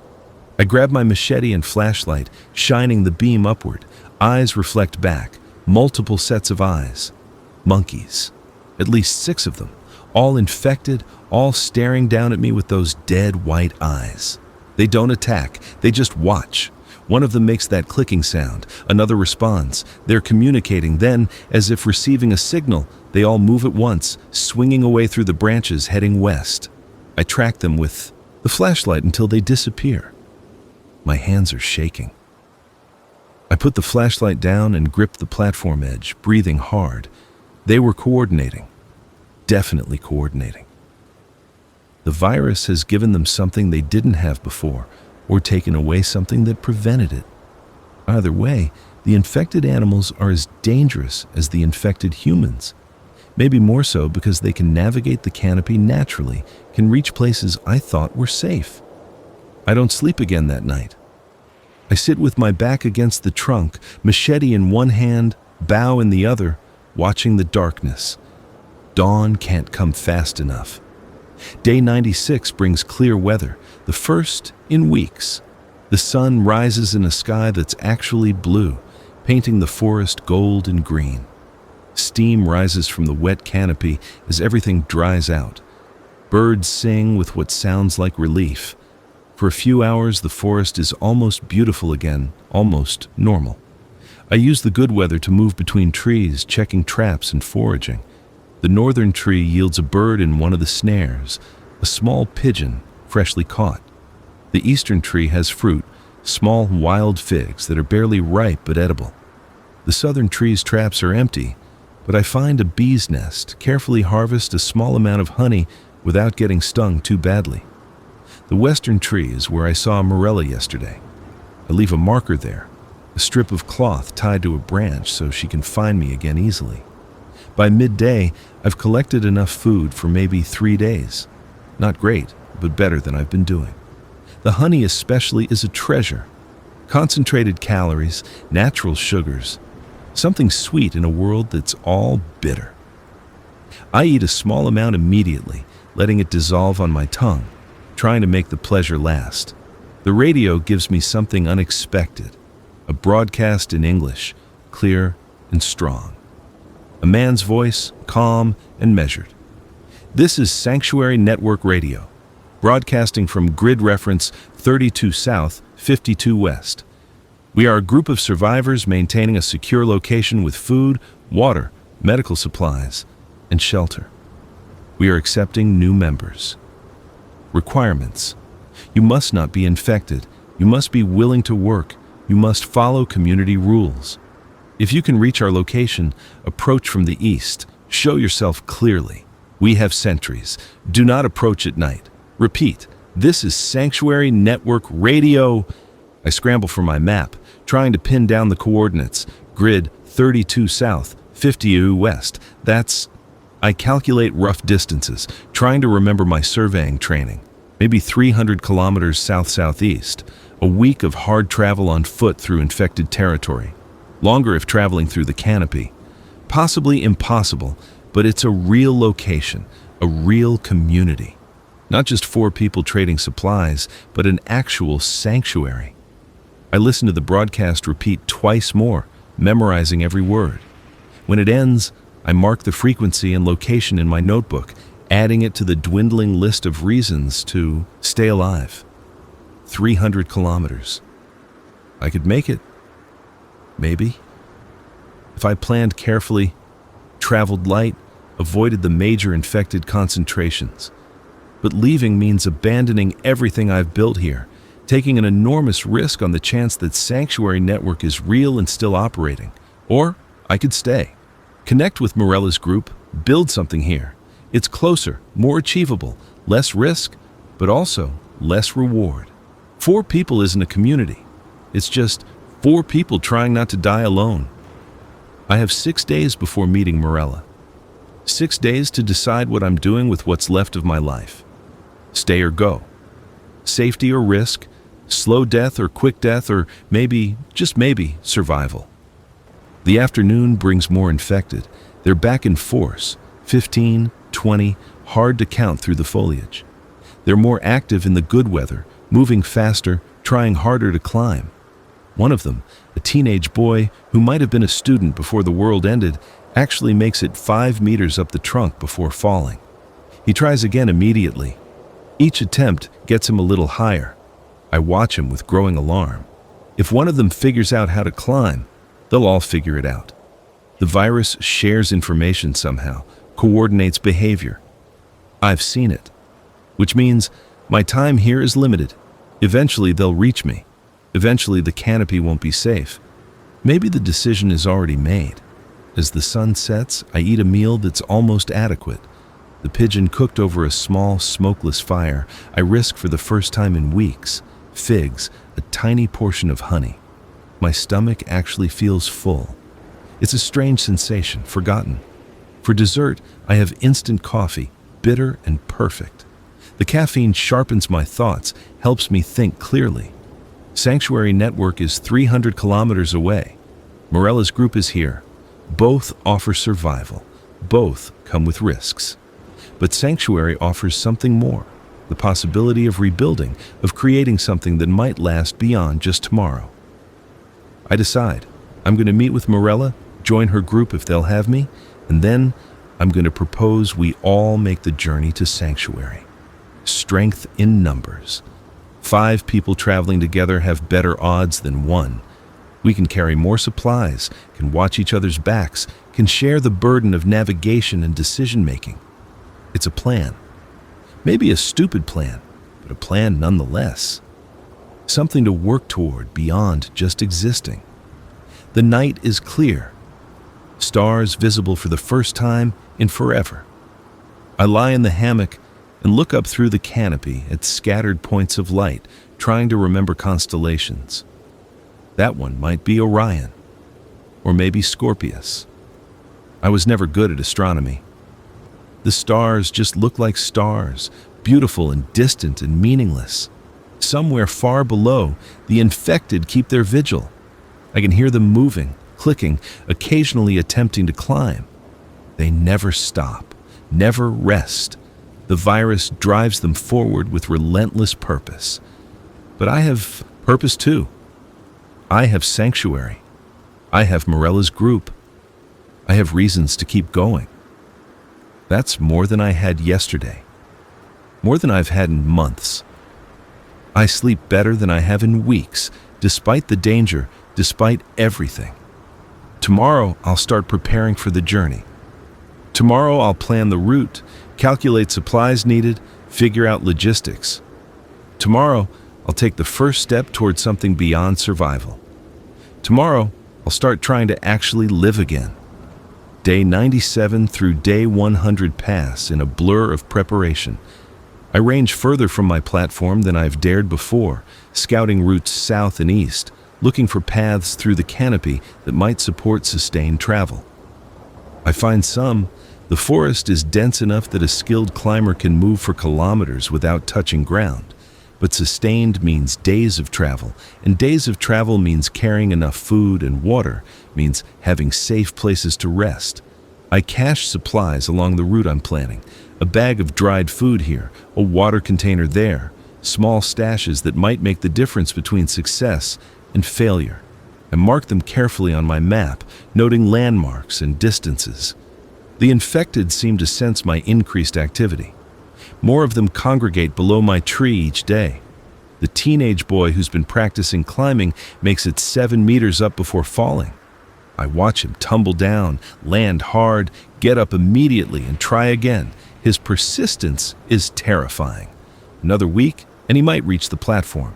On day 100, I see Morella again. She appears out of the canopy around midday, moving along the western approach. She's carrying a pack that looks heavy, filled with supplies. "You're still alive," she says as greeting. "So far. You?" "Same." She swings onto my platform, drops her pack. "Brought trade goods, tools, some food, medical supplies. Figured you might need them." "I do. What do you need in return?" "Information. You've been out here longer, seen more. Tell me what you know." So I do. I tell her about the infected learning to climb, about the coordinated pack behavior, about the animals spreading the infection. I tell her about the research station and what I found there. I tell her about the radio broadcast mentioning Sanctuary Network. Her eyes widen at that last part. "Sanctuary? You have coordinates?" "Yeah. South-southeast, maybe 300 kilometers. That's actually achievable." She pulls out her own map, studies it. "Dangerous, but achievable. There's an old highway that runs roughly that direction. We could follow it from the canopy, use it as a navigation guide." She looks up. "You weren't planning to go alone, were you? That's suicide. You need a group. 5 people, I think. Maybe 6. Enough to cover watches, share labor, handle threats. Any fewer and it's too dangerous. Any more and it's too slow. Too many resources needed." "Your group, you think they go?" "I think they'd jump at the chance. We're barely surviving here. Food's running out. Infected or getting worse. A real sanctuary with supplies and security? Yeah, they'll go." She re-rolls her map. "The meeting is in 3 days. Come with me. We'll propose it to the group." "What if they say no?" "Then we go anyway. You and me. Better odds than alone." I feel a surge of hope so strong it's almost painful. This is real. This is actually happening. After 3 months of isolation, I might actually be rejoining humanity. We spend the rest of the day planning. Morella has experience I lack. She was a wilderness guide before the outbreak, knows survival techniques I've never learned. She teaches me about water sources in the forest, about edible plants I've been avoiding because I didn't know they were safe. She shows me a better way to set snares, a more efficient way to move between trees. In return, I share my observations, my maps, my cached supplies. We pool our knowledge, and it's amazing how much more capable 2 people are than 1. We laugh at one point, a sound so rusty and strange that we both stop and stare at each other. Laughter. When was the last time I laughed? Evening comes too quickly. Morella needs to leave, has to check on something she won't specify. 3 days, she says. Dawn. I'll come by and we'll head to the meeting together. Be ready to move. Bring anything you can't afford to lose. What should I expect? Caution. People are scared, paranoid. Don't take it personally. Everyone's lost people. Everyone's seen betrayals. You'll need to prove yourself. Just be honest, be useful, and don't make any sudden moves. She leaves and I'm alone again. But it feels different now. The solitude is temporary. In 3 days, I'll have companions, allies, maybe even friends. The thought is intoxicating. I spend the next 3 days in a frenzy of preparation. I sort my supplies into what I can carry and what I have to abandon. The platform itself will stay. Maybe someone else will find it, use it, survive because of it. I pack essentials: food, water, medical kit, tools, rope, the radio, my notebooks. Everything goes into a waterproof pack that I test repeatedly, making sure the weight is manageable, the balance is right. The infected continue their attempts to reach me. The teenage boy is getting better, making it 9 meters up, then 10. I sabotage his progress by rubbing wet moss on the bark, making it slicker. It slows him down, but doesn't stop him. Nothing stops them. On the night before I'm supposed to meet Morella, I allow myself a final broadcast of the radio. Sanctuary Network is still transmitting, the same message as before. I record the coordinates in 3 separate locations in case I lose one copy. Then, I scan through other frequencies, listening for anything useful. Most channels are silent, but on one frequency, I find something strange. 2 infected arguing. At least, that's what it sounds like. The vocalizations are too structured to be random, carry too much back and forth pattern. One voice clicks rapidly. Another responds with slower clicks. The first voice clicks again, more emphatically. It's communication, actual communication. I record this in my notebook. Day 102. Infected demonstrating complex vocal communication. Possible language development. Implications terrifying. I turn off the radio for what might be the last time on this platform and try to sleep. Tomorrow, everything changes. Tomorrow, I rejoin the world, or what's left of it. Dawn comes cold and gray. I'm already awake, already packed. My supplies are lashed to my back, everything secured. I take one last look around the platform, this structure that kept me alive, this home I'm abandoning. There's no sentimentality in the leaving. It's just wood and rope.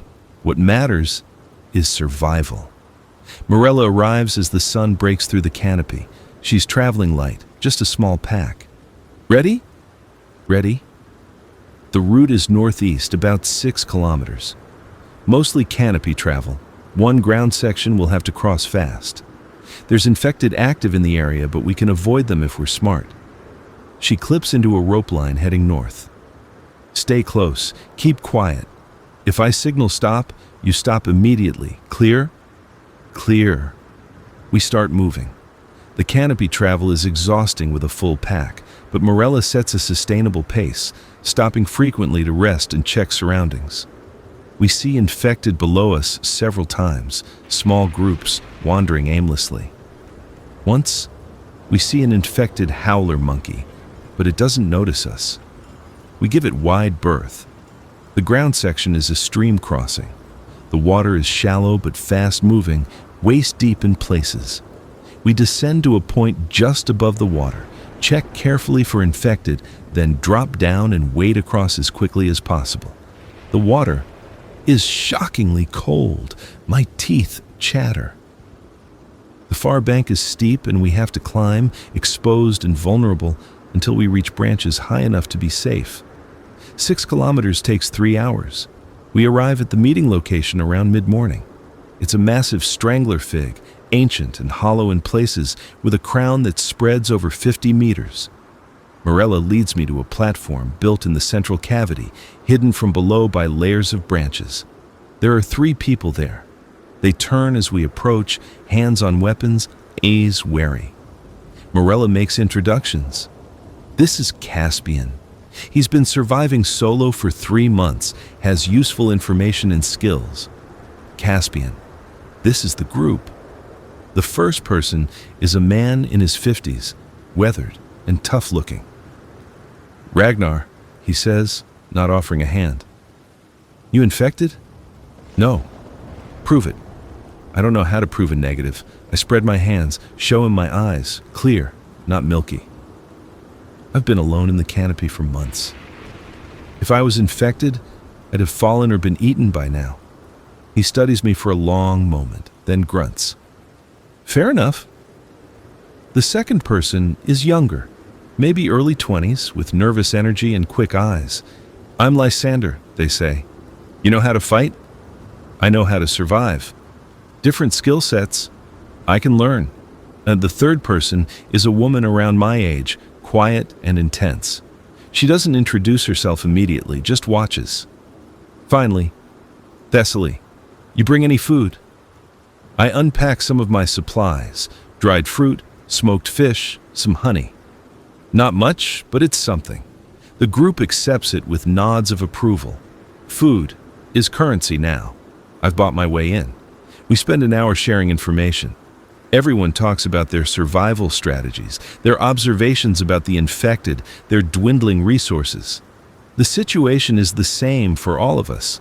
Barely surviving, running out of options, watching the infected get smarter every day. Then, Morella drops the bomb. There's a sanctuary. Organized survivors with supplies and security. 300 kilometers south-southeast. I think we should try to reach it. The silence is heavy. Ragnar breaks it. 300 kilometers through infected territory. That's suicide. Staying here is slower suicide, Morella counters. We're out of food, out of options. The infected are learning to climb. How much longer do you think the canopy will be safe? She's right, Thessaly says quietly. I've been watching them. They're adapting. Another month and nowhere will be safe. Lysander is nodding. I'll go. Nothing keeping me here. Ragnar looks at each of us in turn, measuring commitment. Finally, we travel as a group. We look out for each other. Anyone gets infected, we deal with it immediately. No exceptions, no hesitation. Agreed? Everyone nods. I nod too, understanding the implication. Get bitten, get put down. It's harsh, but necessary. Then we leave in 3 days, Ragnar says. That gives us time to gather supplies, plan the route, rest up. 3 days. Be ready. The meeting breaks up. People start discussing logistics, what to bring, what routes to take. I find myself standing next to Thessaly, who's studying a map. You really think we can make it? I ask. She doesn't look up. I think we die whether we stay or go. At least this way we die trying. It's the most honest answer I've heard in months. We spend the rest of the day planning. Ragnar takes charge naturally. He has military experience, knows tactics and strategy. He lays out a route that follows the old highway, staying in the canopy when possible, but acknowledging we'll have to cross ground multiple times. Speed is life, he says. We move fast. We stay quiet. We don't engage unless we have to. Lysander volunteers to scout ahead, to identify safe water sources and possible rest points. Thessaly will handle navigation. She has surveying experience like I do, understands maps and coordinates. Morella will lead the canopy travel. I'll manage supplies and rationing. We have 3 days. Not enough time to prepare properly, but we don't have more. The food situation is critical for everyone. We're all slowly starving. 3 days. Then we move. Then we either reach sanctuary or we die trying. I return to my platform that evening, traveling alone. The journey feels longer without Morella, lonelier. The platform seems smaller than I remember, less secure. I know I'm leaving it for the last time. Tomorrow I'll strip it of anything useful, cache what I can't carry, and say goodbye to the place that kept me alive. The infected are waiting below. The teenage boy has reached 12 meters now, the highest I've seen any of them climb. He falls as I watch, tumbles down, gets up, starts again. Another few days, and he'd reach me. Good thing I won't be here. I sleep fitfully, dreams full of the journey ahead. 300 kilometers, through forest and infected hordes and who knows what else. With 4 people I barely know. heading toward a sanctuary that might not exist, that might have fallen while that radio message loops endlessly into empty air. But it's a chance. The only chance. And chances are what we live on now. Day 103. I wake early and start breaking down the platform, not destroying it, leaving it intact for whoever might find it, but removing anything portable and useful. Rope, tarps, tools, the water filtration system. I lower everything to a cache point 20 meters below the platform in a hollow where a branch splits from the trunk. The cache is waterproofed and marked. Maybe I'll come back for it. Maybe someone else will find it and survive because of it. The work takes most of the day. By evening, I've stripped the platform to its bones, packed everything I can carry, cached everything else. I eat a final meal here, dried fish and fruit, water from my last bottle. Watch the sunset through the branches, trying to memorize this place. The infected below watch me. There are more of them now, 30 or 40, clustered at the base of the tree. They know I'm leaving. I don't know how they know, but they do. Their clicking has intensified, become more urgent. The teenage boy is trying to climb in the dark, his persistence undiminished. I clip into the rope line heading northeast and take one last look at my platform. It's just wood and rope. What matters is, I survived. I adapted. I'm still alive. That's enough. The journey to the fig tree takes longer in the dark. I move carefully, testing each handhold, staying clipped in always. Below me, the forest is alive with sound, infected moving, calling, searching. I'm above them, but not safe. Never safe. I reach the fig tree around midnight. The platform is dark, silent. I climb up quietly, not wanting to startle anyone. Find a space at the edge and settle in, too wired to sleep. The others are scattered around the platform, shapes in darkness. Someone is snoring softly. Someone else is awake, watching. I can see the glint of their eyes. Tomorrow we leave. Tomorrow we try to reach sanctuary. Tomorrow we find out if hope is enough to keep us alive. I close my eyes and try to rest. Tomorrow. Everything changes tomorrow. Day 104. Dawn brings rain again, lighter than it's been. We pack in silence, everyone focused on their tasks. Ragnar checks weapons, knives, machetes, a bow with a dozen arrows, a hatchet. Lysander distributes water bottles, making sure everyone has at least 2 liters. Thessaly studies the map one final time, plotting waypoints. Morella ties off rope for the descent. I do a final inventory of supplies. Between all 5 of us, we have maybe 2 weeks of food if we're careful, 3 weeks of water if we can find sources along the way. Medical supplies are minimal. Some bandages, a few antibiotics, antiseptic. Not enough. But we've learned to survive with not enough. Ragnar gathers us. Rules are simple. Stay together. Stay quiet. Follow orders immediately. If someone gets bitten, we handle it fast. If we get separated, rally point is always south.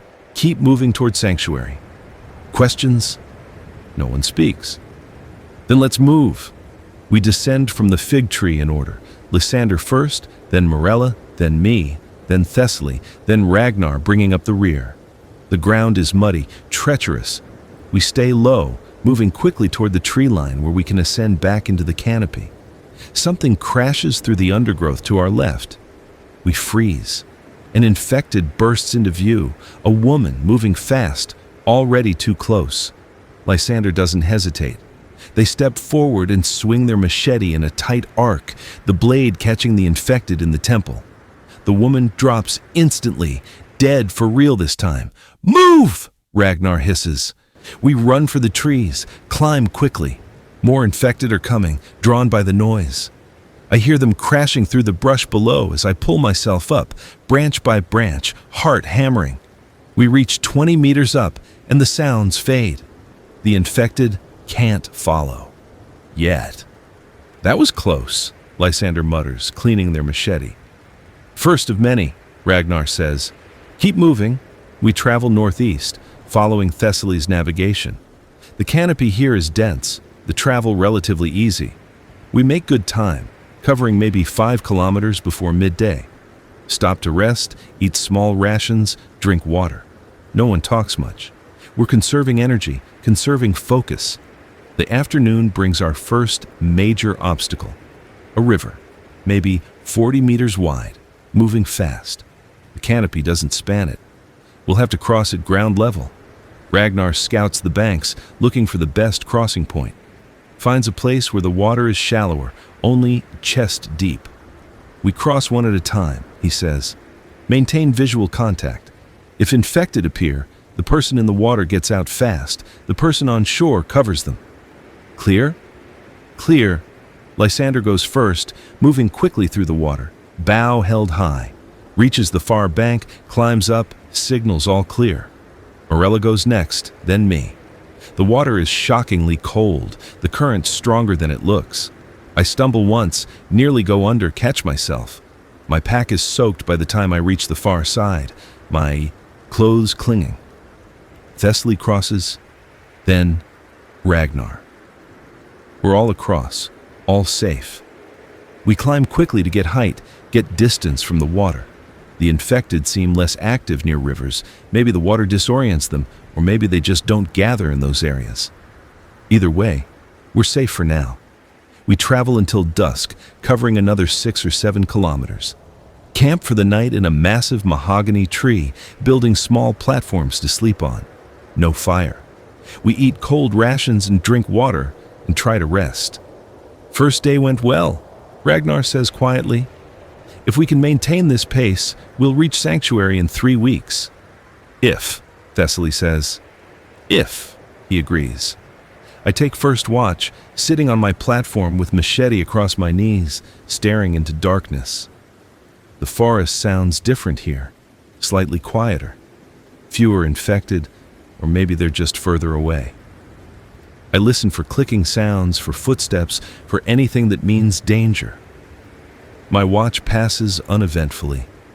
I wake Morella for second watch and try to sleep. Dreams of the platform I left behind, of infected climbing higher, reaching the top, finding it empty. Dreams of Jessamy, her voice still just out of reach. Dreams of sanctuary, a place that might only exist on a looping radio broadcast. Wake to gray dawn. Day 2 of the journey. We pack quickly, eat quickly, start moving. The routine is established now. Lysander scouts, Morella leads, I follow, then Thessaly, then Ragnar. We move in silence, communicating with hand signals. This day brings infected animals. First, a pack of infected dogs, maybe 8 of them, running through the forest below us. They move with purpose, coordinated, hunting something. We freeze and wait for them to pass. They don't notice us. An hour later, we see infected monkeys, a whole troop of them, moving through the mid-canopy. We have to detour, lose time, but avoid contact. They're everywhere, Thessaly whispers during a rest stop. Population density is higher here, Ragnar says. We're closer to major cities. It'll get worse before it gets better. Worse, the word hangs heavy. We're already stretched thin, already exhausted. Worse might break us. But we keep moving. What choice do we have? Day 3, day 4, day 5. The days blur together, a continuous struggle of climbing and crossing and hiding. We encounter infected daily now, sometimes hourly. Avoid most of them. Kill the ones we can't avoid.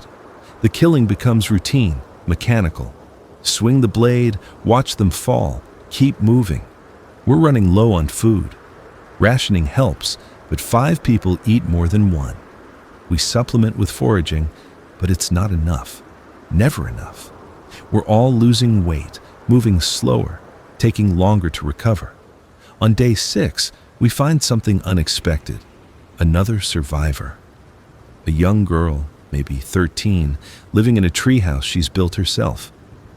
She's terrified when she sees us, points a crossbow with shaking hands. Easy, Ragnar says, hands up. We're not infected. We're heading to sanctuary. You want to come? The girl, she says her name is Verity, stares at us for a long moment. Then she lowers the crossbow. Sanctuary? That's real? We think so. We're trying to reach it. How far? 2 more weeks, maybe. It's dangerous. She doesn't hesitate. I'm coming. Anything is better than here. So now we're 6. Verity has supplies, some food, water, a weapon. And she's tough. Tougher than I was at her age. She keeps up easily, doesn't complain. At night, she tells us her story. Parents died in the first week, survived alone for 4 months, saw things no child should see. We don't push for details. The group dynamic changes with 6 people. More mouths to feed, but also more eyes to watch, more hands to share labor. Ragnar adjusts the watch rotation. We're more secure, but resources are tighter. Day 8 brings disaster. We're crossing a clearing at ground level, moving fast, when infected appear from multiple directions, not stumbling toward us, but running. Coordinated. An ambush. Run! Ragnar shouts. We scatter, heading for different trees. I see Lysander go down, tackled by an infected man. Morella reaches them first, her machete flashing. The infected drops, but more are coming, too many to fight. We climb. Lysander is bleeding from scratches on their arm, 3 parallel lines, not deep, but definitely blood. Infected blood in contact with their blood. At 20 meters up, we regroup. Everyone stares at Lysander's arm. It's not bad, they say. Barely broke the skin. Doesn't matter, Ragnar says quietly. You know the rules. Lysander's face goes white. It's just scratches. I might not turn. We can't risk it. Ragnar draws his knife. I'm sorry. Wait, Morella says. How long does it take for the change? 2 to 6 hours usually, Thessaly says. Then we wait. We tie them up, watch them. If they start to turn, then... She doesn't finish the sentence. Ragnar considers this, finally nods. 6 hours. But at the first sign, we do what needs doing. We bind Lysander's hands and feet with rope, secure them to a branch. They don't resist. They understand. We all understand. This is how it has to be. The wait is excruciating. We take turns watching Lysander, checking their eyes, their behavior. They're lucid, scared, increasingly desperate as hours pass. I feel fine, they keep saying. I'm not changing. Please. 4 hours, 5, 6. Lysander is still clear-eyed, still themselves. The scratches have stopped bleeding, are starting to scab over. Against all odds, against everything we thought we knew, they're not turning. Maybe the scratches weren't deep enough, Thessaly says. Maybe there wasn't enough viral load in the blood. Or maybe they're immune, Verity says quietly. We all turn to look at her. What? My dad worked in epidemiology. Before. He told me some people are immune to diseases, natural resistance. Maybe Lysander is immune to this. The implications are staggering. If some people are naturally immune, if immunity exists, then there's hope. Not just for survival, but for rebuilding. Immune people could fight back, could reclaim territory, could maybe even work on a cure. How do we test it? I ask.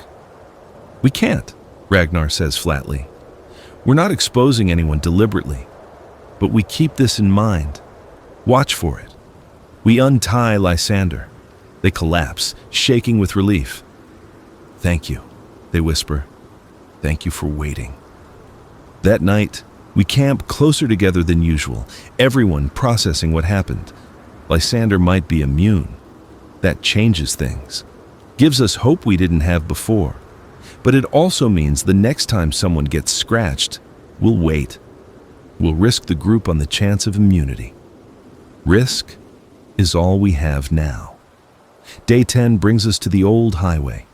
We can see it from the canopy, a ribbon of cracked asphalt cutting through the forest, overgrown but still visible. We follow it from above, using it as a navigation guide. The going is faster here, the canopy more developed along the roadside. We see vehicles sometimes, abandoned on the highway. Cars and trucks and buses left where their drivers died or fled. Most are empty. One has bodies inside, desiccated by heat and time. We don't investigate. Day 12, day 14. We're getting close now. According to Thessaly's calculations, we're maybe 3 days from the sanctuary coordinates. The forest is changing, becoming less dense. We're reaching the edge of the Amazon proper, entering transition zone toward the Atlantic forest. Food is critically low. We're on quarter rations, eating once a day, supplementing with whatever we can forage. We're all weak, moving slower. Need to reach sanctuary soon or we won't make it. Day 16. We reach the coordinates. A valley spreads below us, cleared of dense forest, dotted with structures. We can see a wall, actual wall, built from wood and concrete and vehicles, encircling maybe 20 hectares. Figures move on the wall. Living people. That's it, Thessaly breathes. That's sanctuary. We did it. We actually made it. The approach takes another day. We have to circle the valley, find the eastern entrance sanctuary network radio specified. At dusk on day 17, we stand at the edge of the forest, looking at the gate. A sign reads, Sanctuary Network, Safe Zone Alpha, announce yourselves. Ragnar steps forward, hands raised, and shouts, 6 survivors seeking entry. We're not infected. We heard your broadcasts. For a long moment, nothing happens. Then the gate opens. 2 people emerge, wearing protective gear, carrying rifles. Show yourselves clearly, one calls. Move slow. We step out of the forest, arms raised. The guards study us carefully. One says something into a radio. More guards appear, these carrying what look like medical supplies. Standard procedure, the first guard explains. We check for infection, blood test, physical exam. If you're clean, you're in. If not, he doesn't finish, but the implication is clear. We submit to the tests, blood drawn, eyes examined, bodies checked for bites or scratches. Lysander's arm scars draw attention, but when the blood test comes back clean, the guards relax. You're lucky, one says to Lysander, or immune. Either way, welcome. The gate opens wider. We're led inside. Sanctuary is real. Buildings, gardens, people working and talking and living, children playing, the smell of cooking food, civilization, humanity surviving. I feel tears on my face and don't bother wiping them away. We made it. Against all odds, through 300 kilometers of hell, we survived. A woman approaches, older, authoritative. I'm Director Sable, she says. Welcome to Sanctuary. You'll be given quarters, food, water. Tomorrow we'll discuss integration, what skills you have, how you can contribute. But tonight, rest. You've earned it. We're shown to a building, given rooms with actual beds, clean water to wash with, hot food, rice and beans and vegetables, simple but delicious beyond words. I eat until I'm sick, then eat more. That night, I lie in an actual bed for the first time in 4 months. Through the window I can see stars, clear and bright. Somewhere outside the walls, the infected continue their endless hunt. But inside, we're safe, for now. For tonight. It's enough. I sleep deep and dreamless, the sleep of the truly exhausted, and for the first time in months, I wake feeling something other than terror. I wake to sunlight streaming through a real window with actual glass. For a moment, I don't remember where I am, reach instinctively for my machete before reality settles in. Sanctuary. I'm in sanctuary, safe, fed, still alive. The room is small but clean, a real bed with sheets, a chair, a small desk. There's a pitcher of water on the desk and a basin for washing, simple things that feel like impossible luxury. I pour water, wash my face and hands, trying to scrub away months of grime and fear. Someone knocks. I open the door to find Morella. She looks different, clean, less haggard. They're serving breakfast in the common hall, she says. Figured you'd want to know. The common hall is a large building near the center of Sanctuary, filled with long tables where maybe 60 people are eating. 60 survivors out of how many millions? The thought is sobering. But these 60 are alive, are rebuilding. That's something. Breakfast is oatmeal with dried fruit, coffee that's actual coffee, and bread, real bread, still warm. I eat slowly, trying to make it last. Across the table, Verity is doing the same, her eyes closed as she chews each bite. After breakfast, Director Sable gathers our group in a meeting room. She's maybe 60, gray-haired, with the kind of calm authority that comes from making hard decisions. "You've seen what we have here," she begins. "It's not much. We're maybe 200 people total, spread across 3 locations. This is the main facility. We have farms, water purification, basic medical care. We're surviving." "How long have you been established?" Ragnar asks. 4 months. We were a group of researchers and park rangers working in this area when the outbreak hit. We had supplies, we had defensible positions. We got lucky." She spreads a map on the table. "We're always looking for skilled people. You made it here, which means you're resourceful. What can you contribute?" We go around. Ragnar has military experience, tactics, security. Vesely can survey, navigate, organize. Morella knows wilderness survival, can train others. I have surveying skills, can read maps, know basic engineering. Lysander can scout, hunt, fight. Verity is young but tough, willing to learn anything. Sable nods, making notes. Good. We need all of those skills. Security is our biggest concern. We've had 3 breach attempts in the last month. The infected are getting more organized. They probe the walls, test defenses. We think they're communicating somehow, sharing information. We've seen that, I say. Coordinated attacks, pack hunting. The virus does something to them beyond just making them aggressive. Agreed. Which is why we're working on understanding it. We have a small research team trying to analyze the infection, figure out its mechanisms. If we can understand it, maybe we can fight it. She assigns us tasks. Ragnar goes to security detail. Thessaly to navigation and mapping. Sanctuary is trying to expand, needs surveys of surrounding areas. Morella to training new arrivals in survival skills. I'm assigned to infrastructure, helping maintain the walls, buildings, water systems. Lysander to scouting patrols outside the walls. Verity to education. Sanctuary has children who need teaching. Over the following days, we settle into routines. My work on infrastructure is satisfying in ways I'd forgotten work could be. I'm building instead of just surviving, creating instead of hiding. The walls need constant maintenance. The infected push against them, test them, force us to reinforce weak points. I work alongside a team of 5 others, learning their names, their stories. Everyone here lost someone. Everyone has trauma, but we're functioning despite it. I learned Sanctuary's rules. Everyone works, everyone contributes. Resources are shared equally. Infected inside the walls are killed immediately, no exceptions. Anyone bitten or scratched is quarantined for 24 hours. They've extended the observation period after hearing about Lysander. If you turn, you're killed.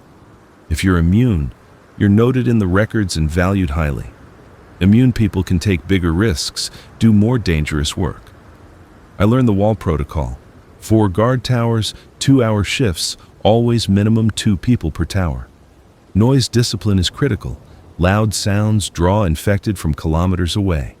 The gates only open during daylight, only with authorization, only with armed escort ready. I learn about the farms. 3 hectares under cultivation, growing mostly fast-growing vegetables and grains. Not enough to feed everyone yet, but supplemented by rationing stored supplies and foraging expeditions. The goal is sustainability within a year. Maybe that's achievable, maybe not. I start contributing to supply runs.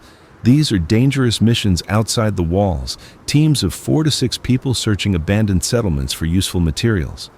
We need everything: tools, seeds, medical supplies, weapons, building materials.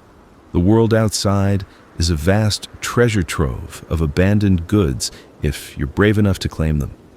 My first supply run is to a small town 15 kilometers south. The team is me, Lysander, and 2 sanctuary regulars named Quill and Indra. We travel at dawn, moving quickly through territory that's been partially cleared of infected. The town is a ruin. Buildings collapsed, streets impassable, bodies everywhere in various states of decay. We split into pairs, searching systematically. I'm with Quill, a quiet man in his 40s who was a carpenter before. We find a hardware store, still partially intact. The shelves have been picked over, but we find nails, screws, hand tools, some wire. We load it all into packs. Every item is valuable. In the back room, we find something unexpected, a survivor's cache. Someone holed up here, survived for weeks by the look of it. Empty food containers, water bottles, makeshift weapons. A journal, water damaged but readable. I flip through it, see neat handwriting detailing daily life, slowly descending into paranoia and despair. The last entry is, "They're inside. I can hear them below. This is the end." I don't know what happened to the person who wrote it, whether they died here or fled or turned. Their story is one of millions, billions stories that ended badly. I take the journal anyway, add it to Sanctuary's archive. Future generations should know what this was like, what we survived. We extract from the town without incident, return to Sanctuary by dusk. The gates open, we're checked for injury, supplies are cataloged. A successful run. We'll go out again in 3 days. Life falls into a pattern. Work during the day, meals in the common hall, evenings spent maintaining equipment or talking with other survivors. I get to know people, learn their stories. A woman named Elowen, who was a doctor, saved dozens of people in the outbreak's early days before her hospital was overrun. A man named Quillen, who was a farmer, walked 300 kilometers with his daughter to reach Sanctuary. The daughter, Xiomara, who's 9, and doesn't talk much but draws constantly, documenting everything she sees. Morella and I become close, not romantically, but as friends who survived something terrible together. We talk sometimes about the journey, about the people we lost, about the future. She's hopeful in a way I'm not, believes humanity will rebuild, will thrive again. I'm less certain, but her optimism is infectious, makes me want to believe. Lysander's immunity is confirmed through multiple tests. They're one of 3 confirmed immune individuals in Sanctuary. This makes them valuable for high-risk work. They can handle infected corpses, can fight in close quarters without fearing infection, can take point on dangerous missions. They accept this responsibility seriously. Verity adapts surprisingly well. She works with the children, teaching them reading and basic survival skills. She also trains with weapons during her off hours, determined to be ready if Sanctuary falls. She doesn't talk about it, but everyone knows. She's preparing to never be helpless again. Ragnar becomes head of security within 2 weeks. The previous head stepped down, burned out from stress. Ragnar is calm under pressure, makes smart tactical decisions, inspires confidence. Under his leadership, security protocols tighten. The walls are reinforced. Watch rotations are optimized. We start active patrols around the perimeter, clearing infected before they can mass. Vesely maps the surrounding territory, creating detailed surveys of resources, infected populations, potential threats. Her work is crucial for planning, where we can expand, where we should avoid, which routes are safest for supply runs. She's methodical, precise, exactly what Sanctuary needs. 2 months after our arrival, I'm assigned to a special project, expanding the walls. Sanctuary has grown. New arrivals every week, people who heard the broadcasts or stumbled upon us. We're at capacity, need more space. Director Sable approves an expansion that will add 5 hectares, enough room for more housing, more farms. The work is enormous. We're essentially building from scratch, using salvaged materials and whatever we can manufacture. I coordinate a team of 20 people, organizing labor, solving engineering problems, keeping everyone safe while working outside the protected zone. The infected test us constantly. They gather at the worksite, attracted by noise and movement. We have armed guards posted, ready to respond. Multiple times we have to halt work to clear threats. Once a pack of infected dogs attacks, we lose one worker, a young man named Torsten, who was too slow getting behind the temporary barriers. His death is a reminder that nowhere is truly safe, that we're always one mistake from disaster. But slowly, steadily, the expansion progresses. The new walls rise, wooden posts reinforced with scavenged metal and concrete. We work dawn to dusk, exhausted but driven. This is more than construction, it's defiance. We're not just surviving, we're expanding, claiming ground, building something that might outlast us. 3 months in, Sanctuary's radio picks up a new broadcast, not the recorded loop we transmitted, but live voices.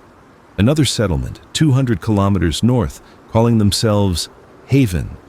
They have maybe 50 survivors, are struggling with food shortages, asking if anyone can hear them. Director Sable authorizes a response. We broadcast back, share information, establish communication protocol. Over the following weeks, we exchange knowledge. Haven has medical expertise we lack. We have agricultural knowledge they need. We discuss coordinating supply runs, sharing resources, possibly establishing a trade route. The idea of multiple settlements communicating, cooperating, is revolutionary.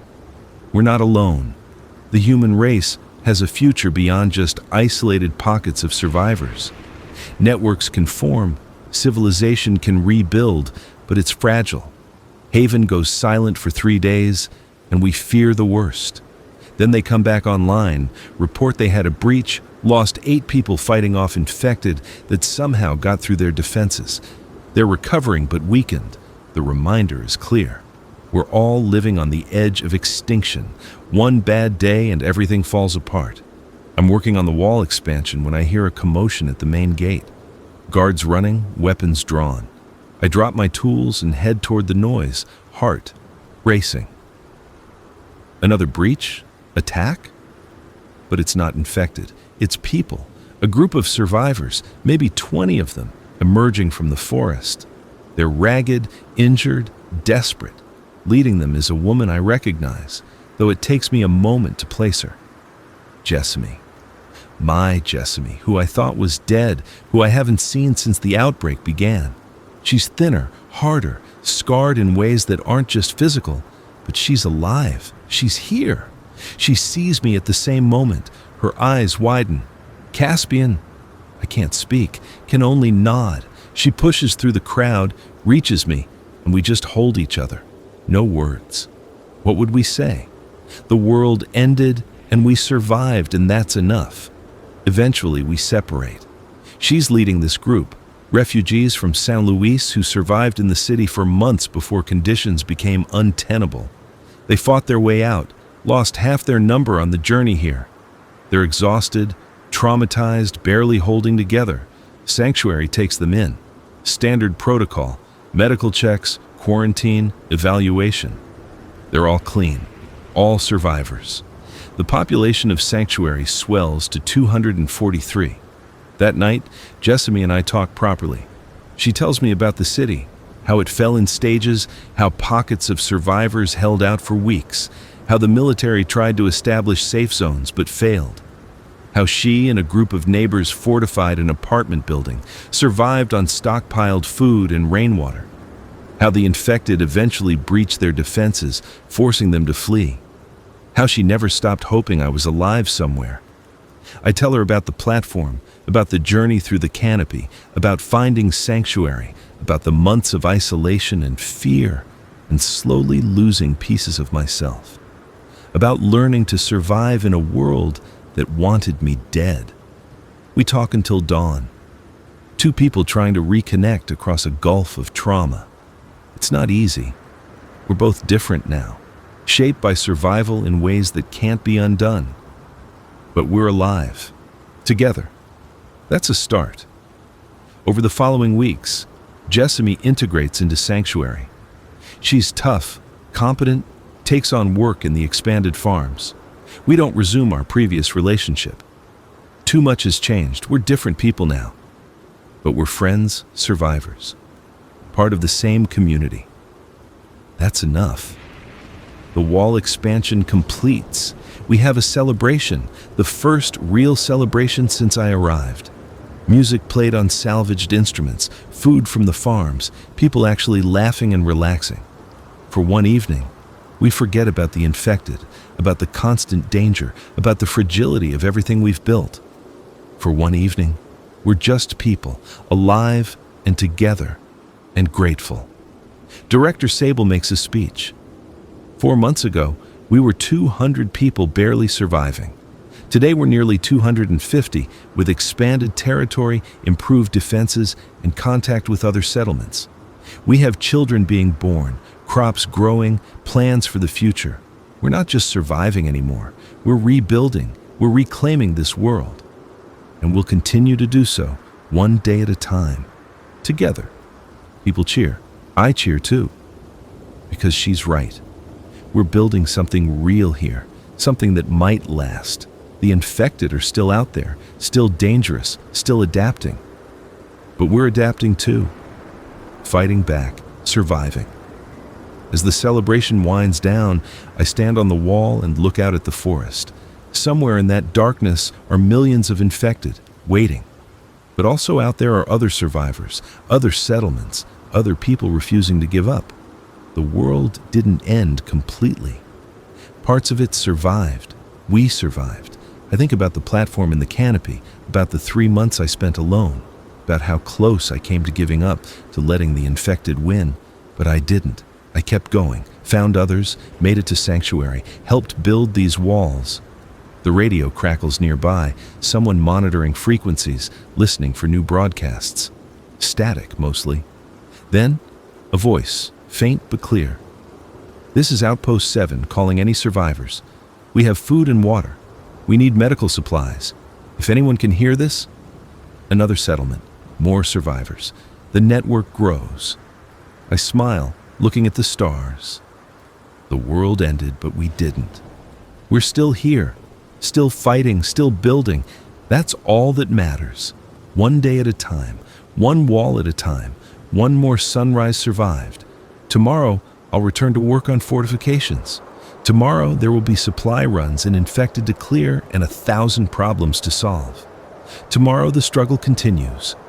But tonight, for now, we're safe. We're alive. We're human. And that's enough. The story ends here, but the survival continues. Every day is a new chapter, a new challenge, a new reason to keep going. We don't know what the future holds, if we'll thrive or merely survive, if sanctuary will grow or fall, if the infected will eventually be defeated, or if humanity will eke out existence in small pockets forever. But we know this. We're still here, still alive, still fighting. And as long as that's true, there's hope. There's purpose. There's a reason to climb out of bed each morning and face another day in this new, terrible, beautiful world we've inherited. The infected howl in the forest. We stand on the walls and howl back. This is our world now. We're not giving it up without a fight.